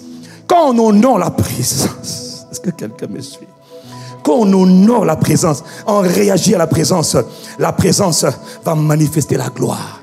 Parce que quand Dieu vient habiter en toi, il vient habiter pour un but, pour sa gloire. Je suis venu te dire ce matin que tout ce que Dieu fait, il le fait pour sa gloire. Tout ce que Dieu dit, il le dit pour sa gloire. Tout ce que Dieu entreprend, il entreprend pour sa gloire. Dis-moi un bon amen. Le problème, quand on dit sa gloire, la gloire de Dieu, le peuple que je me suis formé publiera ma gloire. Mais la gloire, ça veut dire quoi? La gloire, on ne sait même pas ça veut dire quoi. Le mot gloire est aussi commun que le mot alléluia dans la Bible. Il est aussi commun que le mot louer l'Éternel. Donc du coup, on ne sait pas tellement à quoi correspond la gloire de Dieu quand on parle de la gloire de Dieu. Est-ce que je peux dire un mot sur la gloire de Dieu? Quand on parle de la gloire de Dieu, qu'est-ce qu'on est en train de dire? Que veut dire la gloire de Dieu? Quand on parle de la gloire de Dieu, on est en train de parler, on est en train de révéler la manifestation de l'amour de Dieu. Il y a tellement de manières de manifester la gloire de Dieu. La gloire de Dieu, quand on en parle, on est en train de parler du cœur de Dieu, du cœur de papa, du cœur d'un Dieu rempli d'amour, rempli de compassion, long à la colère, riche en bonté, riche en miséricorde. Là, il doit te détruire. Il ne te détruit pas à cause de sa bonté, de son infinie miséricorde. Là où tu as tellement péché, les gens avaient dit, toi là tu ne changeras jamais. Lui il dit, tu peux changer. Je t'aime d'un amour éternel. Tu peux changer. Je vais t'aider à changer. Je ferai de toi un sujet de témoignage. Mais Seigneur, j'ai fait trop de péchés. J'ai trop tué. J'ai trop volé. J'ai trop fait de fausses couches. J'ai trop menti. J'ai trop péché. Il dit, mais mon amour c'est tant vers toi. Ma bonté c'est tant sur toi. Je n'ai pas encore dit mon dernier mot. Ce n'est pas encore fini. Les hommes te rejettent, mais moi je ne te rejette pas. Tu es mon bien-aimé. Tu es mon enfant. Le sang de Jésus, mon fils, a été versé pour toi, mon enfant. C'est pour toi que Jésus était sur la croix. Pas moi, je ne suis pas digne. Tu es digne. Tu es digne. Ça, c'est une manifestation de la gloire de Dieu. Quelqu'un me dit amen. Quand on parle de la gloire de Dieu, on parle aussi de la richesse. N'oublie pas, Dieu est un roi. La richesse est insondable. La richesse est infinie. On ne peut pas compter le nombre de trésors que Dieu a. D'ailleurs, même sur la terre, il y en a qui sont tellement riches qu'on ne sait même pas combien d'argent ils ont. Si eux, ils ne savent pas, papa, il y en a un qui est dans le ciel, qui sait tout, qui voit tout. L'or, l'argent, l'onyx, le saphir, chrysolite, tout ce qu'on appelle les XX, les diamants là, ça lui appartient. Il les a créés. Tout lui appartient. Tout dans les cieux lui appartient. Il est immensément riche. Et quand on parle de la gloire, on parle de la richesse de Dieu. Et quand il dit que je veux que ma gloire, je veux manifester ma gloire, ça peut aussi dire, je veux manifester ma richesse à travers toi.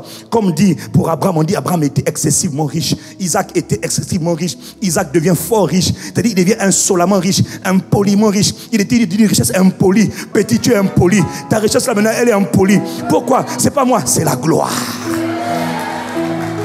La Bible dit, Joseph a dit à ses frères, allez dire à mon père, allez expliquer à mon père, allez raconter à mon père ma gloire. Il était tellement insolent de richesse. Ça aussi, c'est une manifestation de la gloire. Cette gloire-là, elle vient sur ceux que Dieu a brisés. Elle ne vient pas sur ceux qui disent, eh ben moi je suis maintenant dans la gloire, hein. Je suis riche, dégage-toi, t'es pauvre. Hein. Non, ça c'est pas la gloire, ça c'est l'orgueil, tu vas perdre tout ce que tu as. Ok, ferme la parenthèse. Quelqu'un me dit amen. Non, les hommes comme ça là, c'est des hommes sur lesquels Dieu les a fait mourir à l'orgueil, mourir à eux-mêmes, mourir à leurs ambitions personnelles. Dieu sait qu'il peut les rendre riches parce qu'il va en rendre riche le royaume. Je n'ai pas entendu quelqu'un me dire amen. Je n'ai pas entendu quelqu'un me dire amen. Cette richesse-là, c'est la manifestation de la gloire. Est-ce que quelqu'un me suit?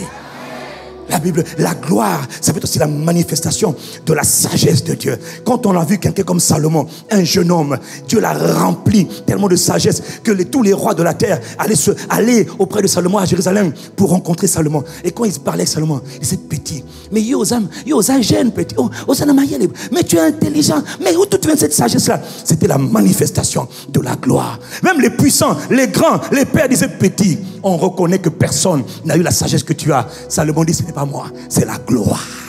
Cette gloire, elle vient sur toi, frère. Elle vient sur toi, frère. Elle vient sur toi. C'est la manifestation de la gloire. Quand la reine de Sheba, elle est allée chez Salomon, elle a vu la maison de son Dieu. Elle a vu ses palais. Salomon a fait tellement de constructions. C'était lui-même le chef de tous les grands travaux, Il a tellement fait des travaux. Les travaux qu'il faisait, c'était tellement magnifique que la reine de Sheba, elle passait et disait, ça aussi c'est toi. C'est toi. Oh là là, tout ça pour une seule personne. C'est pas possible. La Bible dit qu'elle a vu. Je m'évanouis. Ce gars-là est trop puissant. Il dit, je suis pas puissant. C'est la gloire. C'est la manifestation de la gloire. Quand on parle de la gloire de Dieu, donc on parle de la richesse, on parle de la sagesse, on parle aussi de la révérence de Dieu. Quand on parle de la gloire de Dieu, on parle, la gloire de Dieu se manifeste aussi par quand Dieu fait quelque chose et les gens commencent à le craindre. Il dit, Wananzambe, comme au temps d'Élie, il dit, c'est l'Éternel qui est Dieu, c'est l'Éternel qui est Dieu, c'est l'Éternel qui est Dieu. Aïe, aïe, aïe, aïe, aïe, révérez-le, prosternez-vous, il est Dieu, il est trop puissant. Quand ils ont vu le feu descendre de nulle part, boum, consumer le feu, le bois, la terre, l'eau. Yeah! Le peuple a dit, c'est l'Éternel qui est Dieu. Et le peuple a eu peur de l'Éternel. C'est une manifestation de sa gloire. À travers toi, il veut que les gens le craignent. Les gens doivent respecter Dieu. Ils doivent honorer Dieu. Devant toi, ils ne parleront pas de Dieu comme ils veulent. Ils peuvent insulter Dieu. Quand tu es là, il dit, attention, il est là, il est là.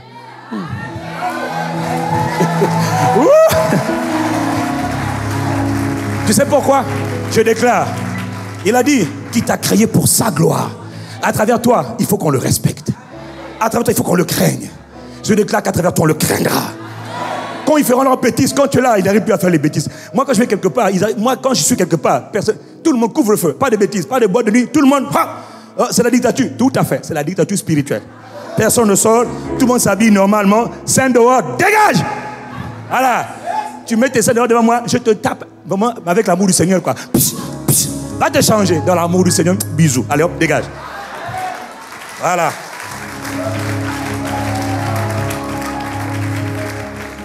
Quand on parle de la gloire de Dieu, on parle de la dignité de Dieu.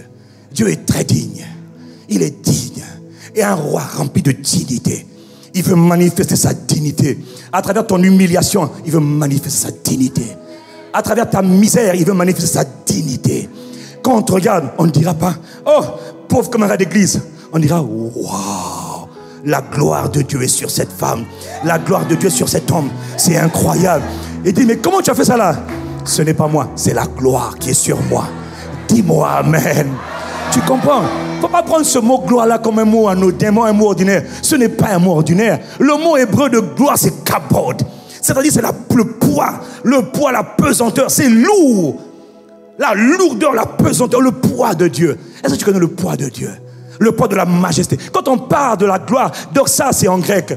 Quand on dit par exemple, la gloire du soleil, c'est quoi? C'est lorsque le soleil est réellement à son zénith et qu'il frappe sur la terre. Il est dans toute sa force, le soleil. Quand on parle de la gloire, c'est quand maximum capacité, maximum impact, maximum saveur, maximum grâce, maximum rayonnement. La gloire. Tout ce que Dieu fait, quand Dieu est là, il veut manifester sa gloire. Mais il ne manifeste sa gloire que lorsque tu sais comment il faut répondre à sa présence. Est-ce que je peux prendre un peu de temps? Quelqu'un me dit la gloire de Dieu. La gloire de Dieu, quand on parle de la gloire de Dieu, on parle aussi de l'honneur de Dieu. Dieu tient à son honneur. C'est un roi qui tient à son honneur. Il veut que son honneur soit reconnu partout sur la terre, à travers son peuple, à travers toi. Quel que soit ton âge, ta taille, ta race, ta nationalité, il veut qu'on l'honore à travers toi. Toi d'abord tu l'honores et ensuite tout autour de toi l'honore. Dis-moi amen. Quand on parle de la gloire de Dieu, on parle de la réputation de Dieu. Hey! Dieu ne joue pas avec sa réputation. Il veut que son nom soit grand, son nom soit célébré et il veut le faire cette année à travers toi. Ça commence cette année. Sa réputation va se manifester à travers ta vie. Mais tu vois, tout ce qu'il est en train de faire, il te prépare pour la manifestation de sa gloire. Parce que tout ce que Dieu fait, il le fait pour sa gloire. Pas pour toi, pour lui. Et lui, il est caché, il est esprit. Toi, tu es visible. Alors, il passe par toi. Il est avec toi, il est en toi. Et il se manifeste par toi pour sa gloire. Dis-moi amen. Dis-moi sa réputation. Ah, papa, Dieu tient à sa réputation. Quand on parle de la gloire de Dieu, on parle de la noblesse de Dieu. Dieu est un Dieu rempli de splendeur, de noblesse, de magnificence.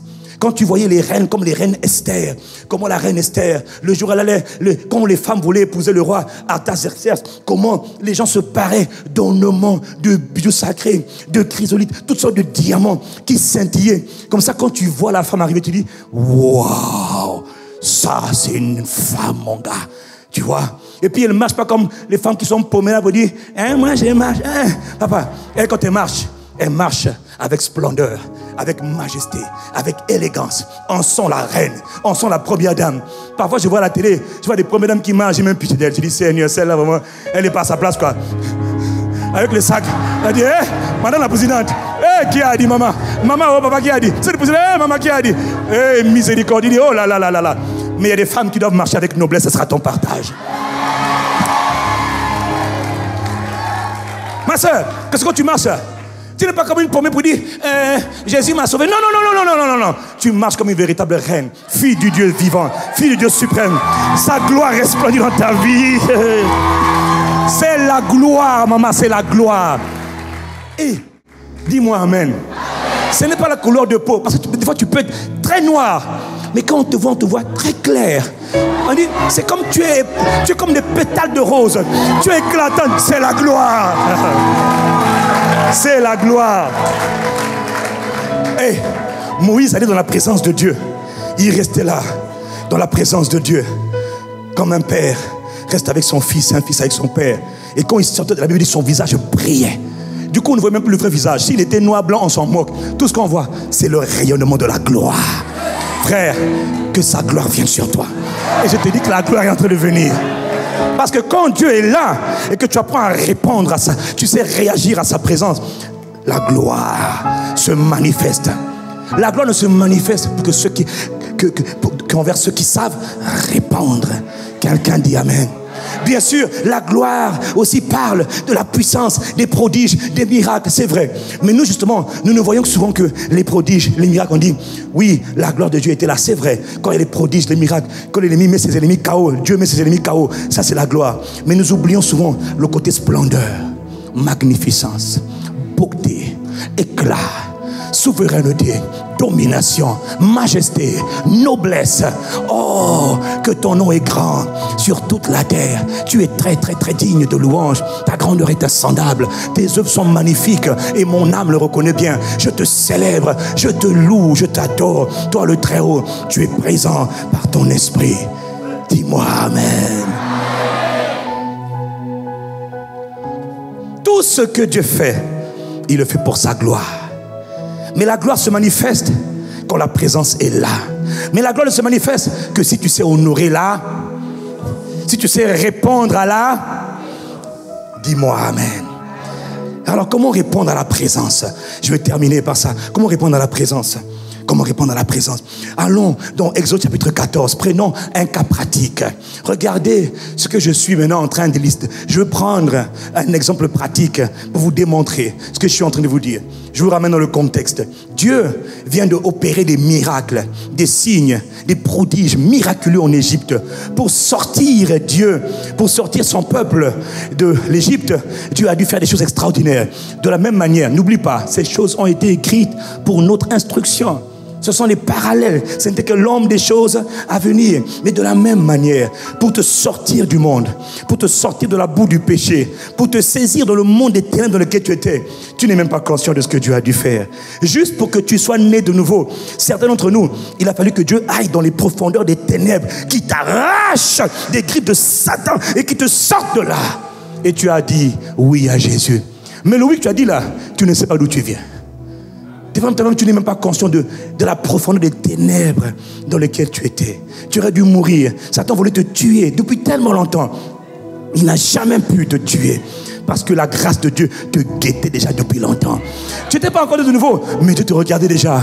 Il t'observait. À cause de son amour, il disait, le temps vient où je veux le saisir. Hein? Oh, quelqu'un me dit Amen. Acclame la présence de Dieu.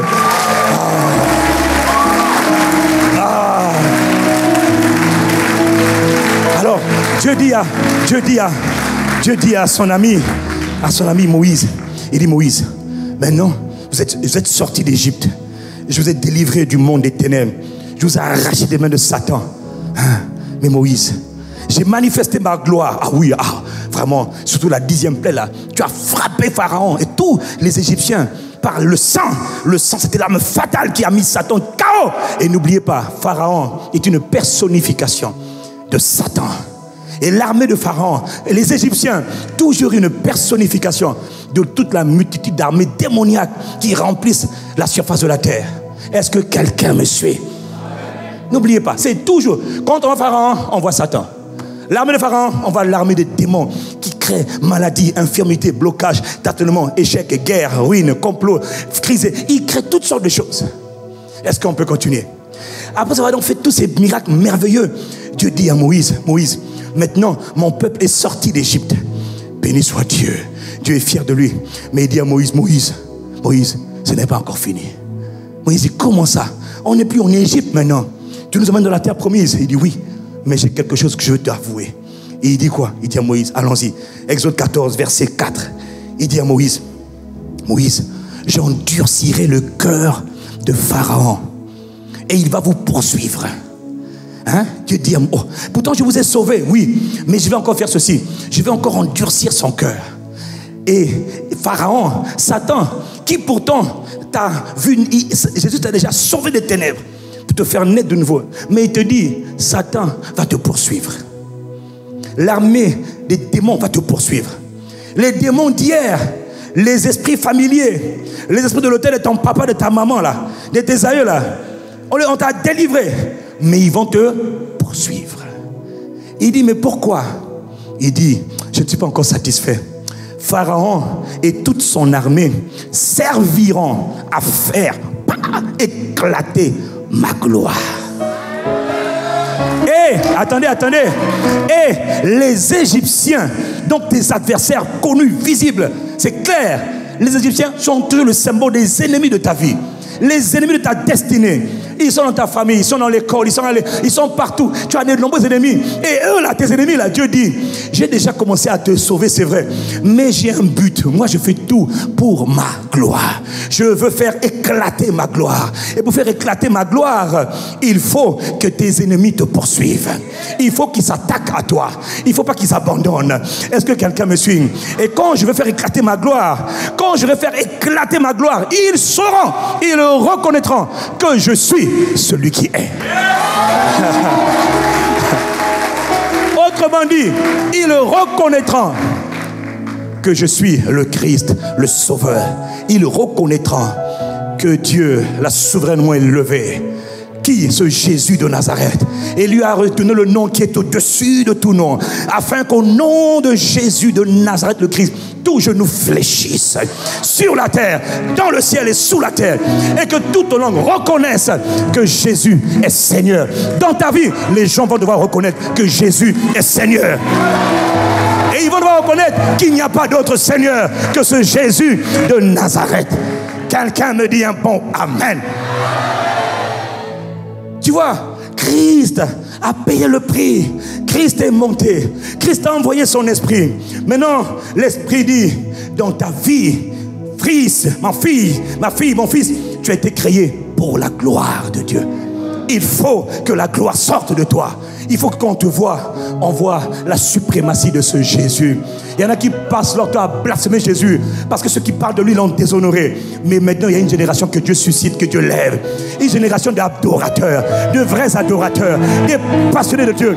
Quand on lèvera, on dira les gens qui ont changé le monde sont arrivés ici. Ces gens-là, ce sont des dominateurs. Ce sont des gens d'impact, des femmes d'impact, des hommes d'impact. Qu'est-ce qui leur caractérise? Ils aiment Dieu et ils sont en train de conquérir le monde. Attention à eux. Quelqu'un me dit Amen. Voilà pourquoi on nous insulte, on nous accuse. C'est pas grave, on avance, on avance. Parce que même les insultes, j'ai découvert qu'il y a beaucoup de gens qui sont en train de m'insulter partout. Et je suis un homme heureux parce que j'ai compris que tout ce qu'ils font, Dieu permet ça pour faire éclater sa gloire. Mon frère. Je bénis ceux qui m'insultent, ceux qui m'injurient, ceux qui m'accusent. Je vous bénis. Vous êtes en train de contribuer à faire éclater sa gloire. Est-ce qu'on peut continuer? Alors la Bible dit, dès que tu as dit je vais endurcir le cœur de Pharaon, regardez juste après au verset 5. N'oubliez pas, c'est Pharaon qui lui-même a capitulé devant Dieu. Il a dit, laissez, faites-les partir, qu'ils aillent servir leur Dieu. Là, on a été détruits. Moi, mon royaume, on a été misérable. Et mes dieux aussi ont échoué. Mes dieux n'ont pas pu m'aider. J'avais le Dieu soleil, le Dieu de la lune, de la fertilité, des étoiles. Aucun ne m'a sauvé. Mes enfants sont morts. Tout le monde est mort. Tout a été détruit en Égypte à cause de ce genre. Leur Dieu est trop puissant, papa. Allez en paix. Dieu vous bénisse, allez en paix. C'est le même Pharaon qui avait dit ça. Maintenant, Dieu dit à Moïse, ma gloire n'a pas encore éclaté. Elle a été manifestée, mais je vais la faire exploser. On doit parler de moi dans les générations, éternité en éternité. Alors Dieu dit, pour ça, j'endurcis son cœur. Verset 5, regardez ce qui se passe. Il est écrit, on vient maintenant annoncer au roi d'Égypte que le peuple avait pris la fuite. Il savait que le peuple avait pris la fuite. Maintenant, il dit, alors, le cœur de Pharaon et celui de ses serviteurs furent changés à l'égard du peuple. Dieu fait quelque chose. Tu vois, même chez quelqu'un qui est le plus grand démoniaque, tu penses qu'il n'est contrôlé que par Satan parce qu'il est démoniaque. Faux. Dieu peut appuyer, Dieu peut incliner son cœur à un moment donné où il veut. Voilà pourquoi il ne faut pas sous-estimer la puissance de Dieu. Dieu peut prendre le cœur d'un homme, même le plus endurci, et le tourner en sa faveur. Hey! Quelqu'un me dit Amen. Alors Pharaon, il dit, qu'avons-nous fait en laissant aller Israël? Nous n'aurons plus leur service, on n'aura plus d'esclaves. Mais qu'est-ce qu'on a fait? Mais toi, général, pourquoi tu as fait ça chez l'état-major? Il dit, mais majesté, c'est toi qui m'as dit de les faire. Toi, tu t'es d'accord? C'est même toi qui nous as dit qu'ils partent. Maintenant, tu me blâmes pourquoi? Mais tu es bête, il fallait me résister. Mais toi, papa, on a tous été défaits ici. On a tous perdu la bataille. Comment on va les bloquer? Allez, on a fait une erreur. Il ne faut pas les laisser partir. Pourquoi il dit ça? Dieu vient de tourner son cœur, d'endurcir encore son cœur. Qui a fait ça? Dieu. Pourquoi? Pour faire éclater sa gloire. Est-ce qu'on peut continuer? Alors la Bible dit, Pharaon, il attela son char, il prit son peuple avec lui, verset 6. Il prit 600 chars d'élite. Là, ce sont les démons de haut rang. Ce n'est pas les esprits, les petits démons. Là, il te parle des esprits supérieurs. Ceux qui sont liés à des principautés, à des dominations, à des régions, des territoires. Papa, donne-les, c'est pas grave. Satan, envoie-les. Envoie! Oh, lui, il domine Brazzaville, il domine Pointe-Noire, il domine le Wando, il domine... On s'en moque, envoie seulement. Prends tes soldats d'élite, envoie. Il n'y a pas de problème. Parce que Dieu est sur le point de faire éclater sa gloire. D'ailleurs, plus les ennemis, écoute, plus les ennemis sont puissants, sont robustes, plus la gloire est grande. Oh, est-ce qu'on peut continuer? Alors, la Bible dit, il prit 600 chars d'élite et tous les chars de l'Égypte. Et il y avait sur tous des combattants. Verset 8, l'Éternel endurcit le cœur de Pharaon, roi d'Égypte. Et Pharaon poursuivit les enfants d'Israël. Et les enfants d'Israël étaient sortis, la main levée. Et les Égyptiens les poursuivirent. Le diable te poursuit. Il te poursuit. Et tous les chevaux, les chars et les cavaleries et son armée, et ils les atteignirent. Tu vois, et la Bible dit, verset 10, Pharaon approchait les enfants d'Israël, levèrent les yeux, et voici, les Égyptiens étaient en marche derrière eux, ils étaient trop proches. Oh, ils sont déjà là, la nuit je dors, on vient m'étouffer, je ne comprends plus, je fais un enfant, je perds mon enfant, je ne comprends pas, qu'est-ce qui m'arrive? Je fais le travail, on me chasse, j'essaie, ça ne marche pas, les mêmes démons sont en train de me poursuivre, les mêmes oppressions m'ont rattrapé. T'inquiète pas. Tout ce que Dieu fait, il le fait pour sa gloire. Logiquement, il n'aurait jamais dû te suivre, mais ils t'ont suivi. Il ne lâche pas encore parce que Dieu veut faire par toi éclater sa gloire. Est-ce que quelqu'un comprend ce que le Saint-Esprit dit? Logiquement, Satan veut dire, on nous a battus. Non, la raison pour laquelle il se lève, c'est parce que Dieu est capable de le pousser à te suivre, à te poursuivre. Et la Bible dit, Pharaon approchait. Et là, les enfants d'Israël ont commencé à avoir peur. On est fou, on est foutu. Ceux qui sont seulement dans la relation avec Dieu commencent à paniquer. Mais pendant ce temps, celui qui est dans l'intimité de Dieu, il dit non, non, non, non, pas la terre, les amis. Ne vous paniquez pas. Verset 13, Moïse répondit au peuple, n'ayez pas peur des gens que vous voyez. Même s'ils t'étouffent la nuit, n'aie pas peur. Même s'ils sont derrière toi, n'aie pas peur.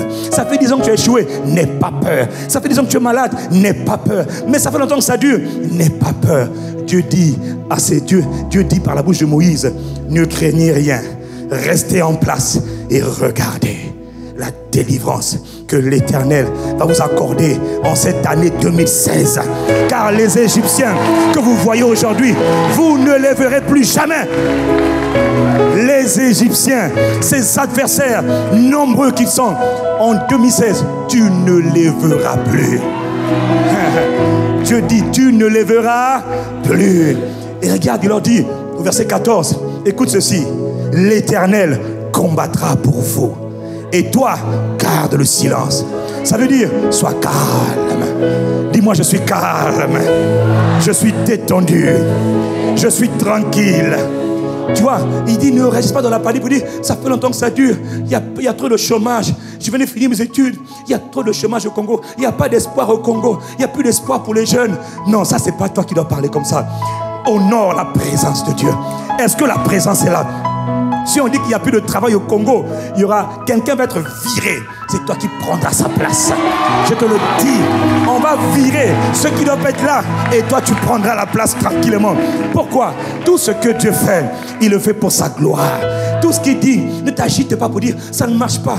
Là j'ai avancé, je ne suis pas encore marié. De ma famille là on ne se marie pas. Depuis longtemps, on ne se marie pas. Parce qu'apparemment, même ma soeur n'est pas mariée. Mon oncle n'est pas marié.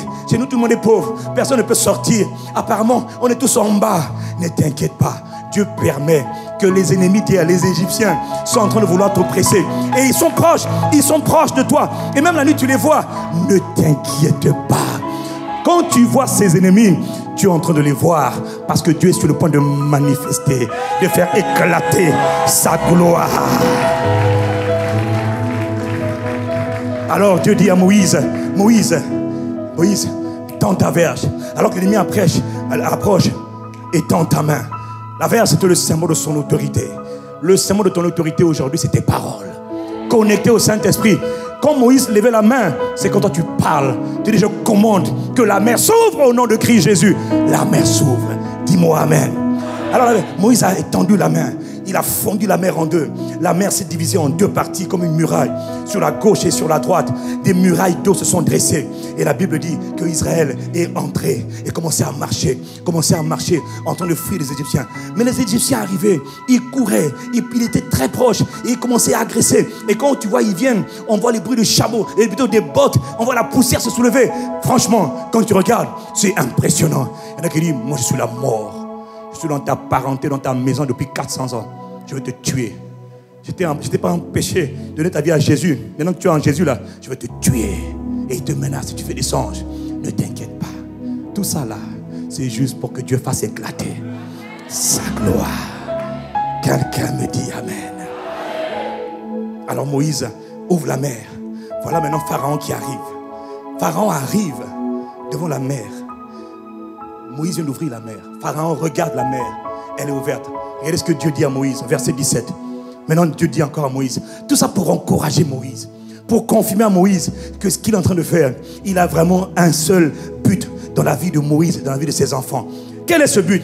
Il dit à Moïse, verset 17. Et moi, je vais endurcir encore le cœur des Égyptiens pour qu'ils y entrent après eux. Autrement dit, il a déjà quitté le palais. Il a déjà quitté l'Égypte. Il s'est mis à la poursuite du peuple de Dieu. C'est bien. Et il arrive. Et il voit là-bas que la mer rouge est en train de s'ouvrir. Il dit, ah! Et il continue. Et Dieu dit à Moïse, ils sont en train de venir, non? Moïse, je vais endurcir encore le cœur des Égyptiens pour qu'ils y entrent après eux. Et Pharaon et toute son armée, ses chars, ses cavaliers feront éclater ma gloire. Verset 18. Et les Égyptiens, et Dieu a un problème avec tes ennemis. Tes ennemis sauront que je suis l'Éternel. Quand Pharaon, ses chars et ses cavaliers auront fait éclater ma gloire. Dieu dit, j'ai une réputation à défendre. J'ai une majesté à démontrer. J'ai une richesse à manifester. J'ai une splendeur, une magnificence, une beauté, un éclat, une crainte. Je vais inculquer à ces gens. Et pour ça, Dieu dit, je passerai par toi. Je passerai par toi, dit le Seigneur. Dis-moi Amen. Tu vois, normalement, quand Pharaon est arrivé devant la mer, il a déjà quitté le palais, la ville, c'est vrai. Mais il arrive devant la mer. Il voit la mer s'ouvrir au loin. Il dit, hein? Logiquement, Pharaon aurait dit, bon, hé, stop, qui est fou? Dieu a ouvert leur mer là. Petit, arrêtez. Demi-tour. Logiquement, il aurait dû dire demi-tour. Est-ce que quelqu'un me suit? Mais qui est fou? Toi, tu vois que le Dieu est en train d'ouvrir une. On n'a jamais entendu que quelqu'un a ouvert la mer rouge. Toi, tu vas foncer. Hey, qui est fou? La Bible dit, j'ai endurci son cœur. Maintenant, pour qu'il rentre dans la mer. Est-ce que quelqu'un me suit? Il rentre carrément dans ta maison. Il rentre dans ton intimité. Il vient t'oppresser dans ton intimité. Est-ce que quelqu'un me suit? Alors il court. Verset 21. Moïse étendit sa main sur la mer. L'Éternel refoula la mer par un vent d'Orient, etc. Ok, verset 23. Verset 23. Les Égyptiens les poursuivirent. Donc ils rentraient dans la mer. Et tous les chevaux de Pharaon, ses chars, ses cavaliers entrèrent après eux au milieu de la mer. Verset 24. À la veille du matin, écoute ça, l'Éternel, dis avec moi l'Éternel. Ou encore dit la présence de Dieu. Dis encore le Saint-Esprit. Dis encore l'Esprit de Dieu. Dis encore l'Esprit de Jésus. Ok, donc il dit l'Éternel. De la colonne de feu et de nuée, il regarda le camp des Égyptiens. Dieu regarde la veille du matin. Ils sont assez avancés. Bah, côté déjà. Ils sont déjà rentrés dans l'eau. Maintenant la Bible dit, l'Éternel maintenant il se met en embuscade. La Bible dit, il mit en désordre le camp des Égyptiens. Verset 25. Il ôta les roues de leurs chars. Hey! Dieu est rentré dans la bataille pour toi. Ah! Il ôta les roues des chars. Comment il a fait ça? Imagine l'activité démoniaque qui était forte quand Pharaon poursuivait. Maintenant Dieu libère une forte activité angélique. Les anges vont en guerre. Ils sont en train de démanteler les chars. Et la Bible dit, il rendit leur marche difficile. Donc le gars il est là. C'est comme maintenant il vient pour te tuer, mais il n'arrive plus à t'attraper. Mais il veut te tuer, mais l'esprit de moi.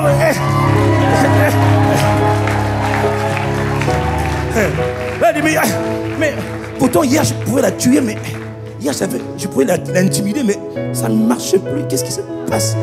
Il se passe que Dieu est sur le point de faire éclater sa gloire. Est-ce qu'on peut terminer? Est-ce qu'on peut finir? Alors la Bible dit, il enleva les chars, il rendit leur marche difficile.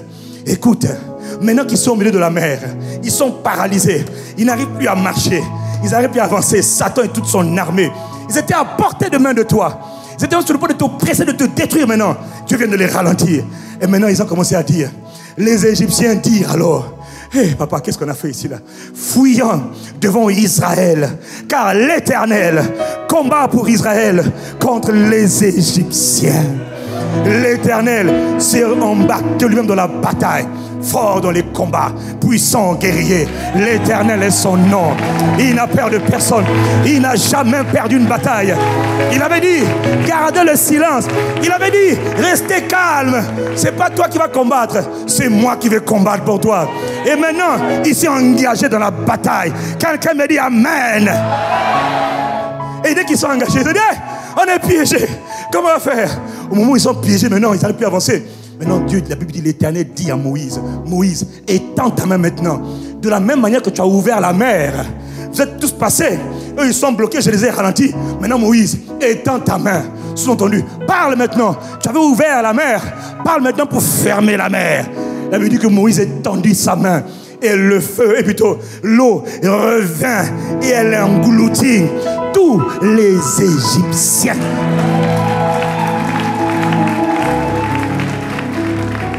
Verset 28, verset 27, Moïse étendit sa main. Et vers le matin, la mer a recommencé son impétuosité. C'est-à-dire la mer a recommencé à souffler de manière violente. Et les Égyptiens s'enfuirent à son approche. Mais, quelqu'un me dit, mais, l'Éternel précipita les Égyptiens au milieu de la mer. Verset 28, les eaux revinrent et couvrirent les chars, les cavaliers et toute l'armée de Pharaon qui était entrée dans la mer après les enfants d'Israël. Et il n'en échappa pas un seul. Aucun de tes ennemis n'échappera. Ils auront le choix. Soit ils se convertissent, soit ils périront. Quelqu'un me dit Amen. Mais tous les ennemis spirituels, d'avance, j'annonce votre perte au nom de Jésus-Christ. Voilà pourquoi nous sommes détendus. Quand Satan est même proche, nous n'avons pas peur. Parce que nous savons que toute cette situation-là, elle est là pour que Dieu manifeste sa gloire. Verset 30. En ce jour, l'Éternel délivra Israël de la main des Égyptiens. Et Israël vit sur le rivage de la mer les Égyptiens qui étaient morts. Verset 31.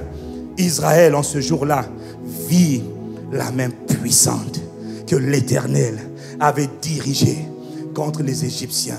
Et ce jour-là, le peuple de Dieu a eu la peur de Dieu. Il a commencé à craindre l'Éternel. Il a commencé à respecter Dieu, respecter Moïse, son serviteur. Quelqu'un me dit Amen. Mais pour que Dieu fasse éclater sa gloire, pour qu'on en parle encore aujourd'hui, il fallait qu'il y ait de l'adversité. Il n'y aura pas de gloire s'il n'y a pas d'histoire. Ta vie ne manifestera aucune gloire s'il n'y a pas de l'adversité. Voilà pourquoi tu ne dois pas jamais avoir peur de l'adversité. Mais quand tu vois l'adversité, tu dois dire comme David, un peu comme Moïse. Moïse a dit, calmez-vous, n'ayez pas peur.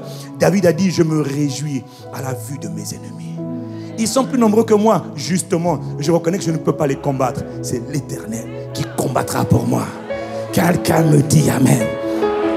Vous voyez, tout ça, la gloire s'est manifestée parce qu'ils ont pu, parce que Moïse, en l'occurrence, a su répondre à la présence de Dieu.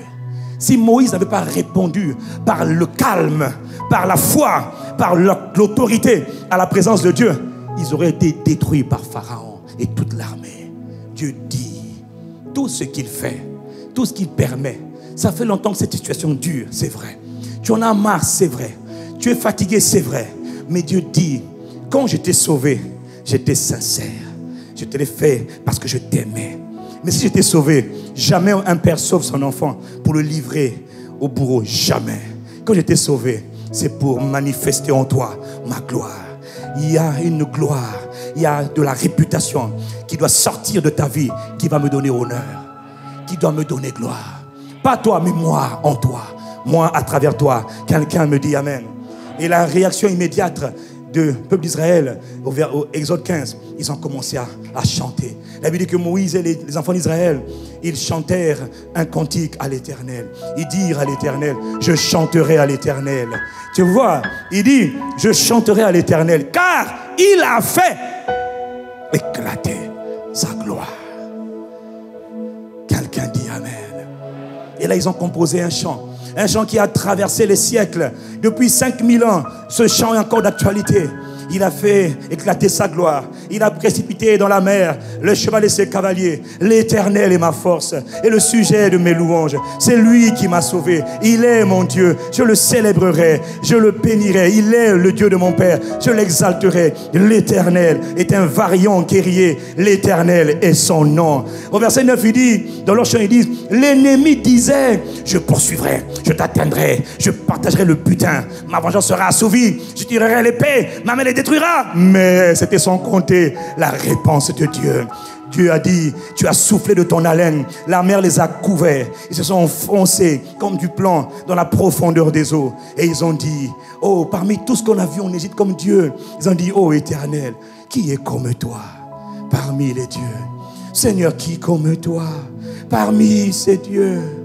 Et qui comme toi est magnifique en sainteté, digne de louange, opérant des prodiges. Seigneur, qui comme toi. Ça, c'est un cantique qui a été chanté. J'ai appris ce cantique il y a plus de 20 ans quand je me suis converti au Seigneur, que j'ai donné ma vie au Seigneur. Il y a plus de 20 ans. Je ne savais même pas que ce cantique avait été inspiré du récit de la gloire de Dieu manifestée dans la vie des autres. J'ai dit, Seigneur, des générations prochaines chanteront aussi les cantiques des œuvres que tu fais dans ma vie aujourd'hui. Je déclare, frère, que les gens verront ta vie et de ta vie, ils composeront des mélodies. Pourquoi? Parce qu'elle a dit, écoute, le peuple que je me suis formé pour ma gloire publiera mes louanges. Il y a des louanges qu'on doit adresser à Dieu en voyant ta vie. Il y a des louanges et des actions de grâce qu'on doit donner à Dieu en revoyant ton cas. En voyant comment Dieu va te faire sortir d'une situation totalement impossible. Parce que rien n'est impossible à Dieu. En voyant comment Dieu va opérer des prodiges. Comment Dieu va manifester sa splendeur dans ta vie. On dira, waouh, ça c'est le Dieu d'un tel. C'est ce Dieu qui a fait ça. Oui, et des cantiques et des louanges et des actions de grâce vont retentir devant le trône de Dieu à cause de ce que Dieu aura fait dans ta vie. Mais Dieu dit, mon frère, mon fils, ma fille, ne t'inquiète pas. Tout ce que Dieu fait, il le fait pour sa gloire. Et par ta vie, il faut que sa gloire éclate. Mais la gloire ne peut pas éclater si tu ne sais pas honorer la présence de Dieu. Si tu commences à paniquer, tu paralyses la présence glorieuse. Tu paralyses la manifestation de la gloire. La gloire a été manifestée parce qu'ils ont obéi à la parole de Dieu. Calme-toi, ne t'inquiète pas. Dis-moi amen. Dieu m'a dit, je veux manifester ma gloire. N'ayez pas peur de tout ce qu'on dit. Ne vous inquiétez même pas de tout ce qu'on fait autour de vous. Ne regardez même pas tout ce qu'on dit à votre sujet. Regardez seulement à ma parole. Je vais faire éclater ma gloire. Les gens même qui te détestent le plus là, c'est une bonne chose. Parce que c'est par eux que Dieu va faire éclater sa gloire. Tu dis, mais j'en ai marre. Ne dis pas j'en ai marre. Dis-moi seulement, je reconnais que tu peux tout et que rien ne t'est impossible. C'est comme ça qu'on répond, dans la présence de Dieu. Et que rien, non rien, et que rien ne t'est impossible. Dis-lui, je reconnais. Ce n'est pas une obligation pour toi. Mais si tu sais, si tu crois en la manifestation de sa gloire, prends au moins une de tes mains, lève au moins une de tes mains. En réponse à la présence de Dieu, dis-lui, je reconnais. Je reconnais que tu peux et que rien ne t'est impossible. Je ne suis pas inquiet. Seigneur, Seigneur, Seigneur, Seigneur, Seigneur, fais-moi voir. Oh, finalement, Satan me poussait pour me faire tomber, mais Seigneur, fais-moi voir. Je préfère parler à Dieu dans le calme, dans la quiétude. Seigneur, Seigneur, Seigneur, fais-moi voir. Voilà ce qu'il faut répondre. Voilà ce qu'il faut dire à Dieu. Seigneur, fais-moi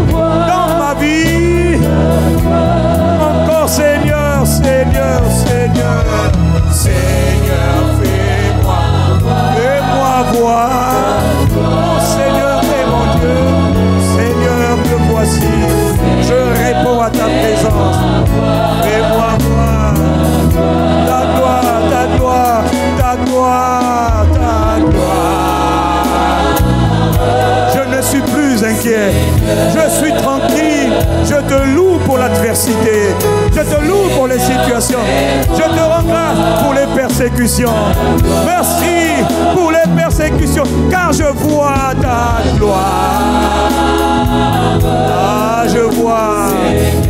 Finalement, je reconnais, Seigneur. Seigneur, fais-moi voir ta gloire. Dis-lui, je vois dans cette situation ta gloire. Seigneur, je ne vois plus les problèmes. Seigneur, je vois. Seigneur, je vois ta gloire. Seigneur, je vois ta gloire. Je vois la gloire. Je vois la gloire, ta gloire. Je vois la gloire. Je vois la réputation. Je vois l'honneur. Je vois la noblesse, la majesté de Dieu. La délivrance de Dieu. La guérison de Dieu. La puissance de Dieu. Le Saint-Esprit. L'Esprit de Dieu est là. Dis-lui ta gloire. Ta gloire, ta gloire. Seigneur, je vois ta gloire. Seigneur, je vois ta gloire. Est-ce que tu vois la gloire? Est-ce que tu vois la gloire? Est-ce que tu vois? Vois la gloire. Vois la gloire. Vois la gloire. Ne vois pas les problèmes, mais vois. Seigneur, je vois. Je vois ta gloire. Seigneur, je vois ta gloire. Je te célèbre, je te loue, mon Père et mon Dieu. Seigneur, je vois ta gloire. Je te rends grâce, notre Père et notre Dieu. Nous nous tenons dans ta présence pour te dire merci. Aujourd'hui, merci pour l'adversité. Merci pour les situations qui sont compliquées. Merci pour les situations qui paraissent impossibles depuis tellement d'années. Merci pour les situations qui sont totalement, voire impossibles, irréalistes. Ça dure, ça perdure. J'étais fatigué, je n'en pouvais plus. J'étais désespéré. Mais je n'avais pas compris comment il fallait répondre à la présence de Dieu. Aujourd'hui, je comprends comment il faut me tenir, comment il faut répondre, comment il faut répondre. Et je réponds dans le calme. Je réponds dans le calme, dans la tranquillité. Je te loue. Je ne suis pas inquiet. Je ne suis plus inquiet. Car j'ai compris que tout ce que Dieu fait, il le fait pour sa gloire. Tout ce que tu fais, tu as dit le peuple que je me suis formé au Congo-Brazzaville manifestera ma gloire. Ma gloire doit apparaître au Congo, manifester au Congo et dans les extrémités de la terre. Je cherche un homme, je cherche une femme, un véritable adorateur par qui ma gloire sera manifestée. Et la puissance, le secret se trouve dans la communion avec le Saint-Esprit. Magnifique présence de Dieu. Tu es le messager de la présence de Dieu. Tu es la manifestation de la présence de Dieu. Esprit de Jésus, Esprit du Dieu vivant. Hier, tu accompagnais le peuple d'Israël dans la colonne de nuée. Hier, tu étais dans la colonne. Aujourd'hui, tu es invisible. Tu es avec nous. Tu es au milieu de nous. Tu es en nous. Magnifique présence de Dieu. Merci de ce que tu manifestes la gloire de Jésus dans la vie de mon frère, dans la vie de ma soeur, dans la vie de l'Église et de l'Église au Congo. Pas seulement à ICC, mais dans les églises du Congo. Tu manifestes la gloire. À toi qui fais ces choses, à toi l'honneur, à toi la louange. Y a-t-il quelqu'un pour acclamer la présence de Dieu? Béni sois-tu, Père.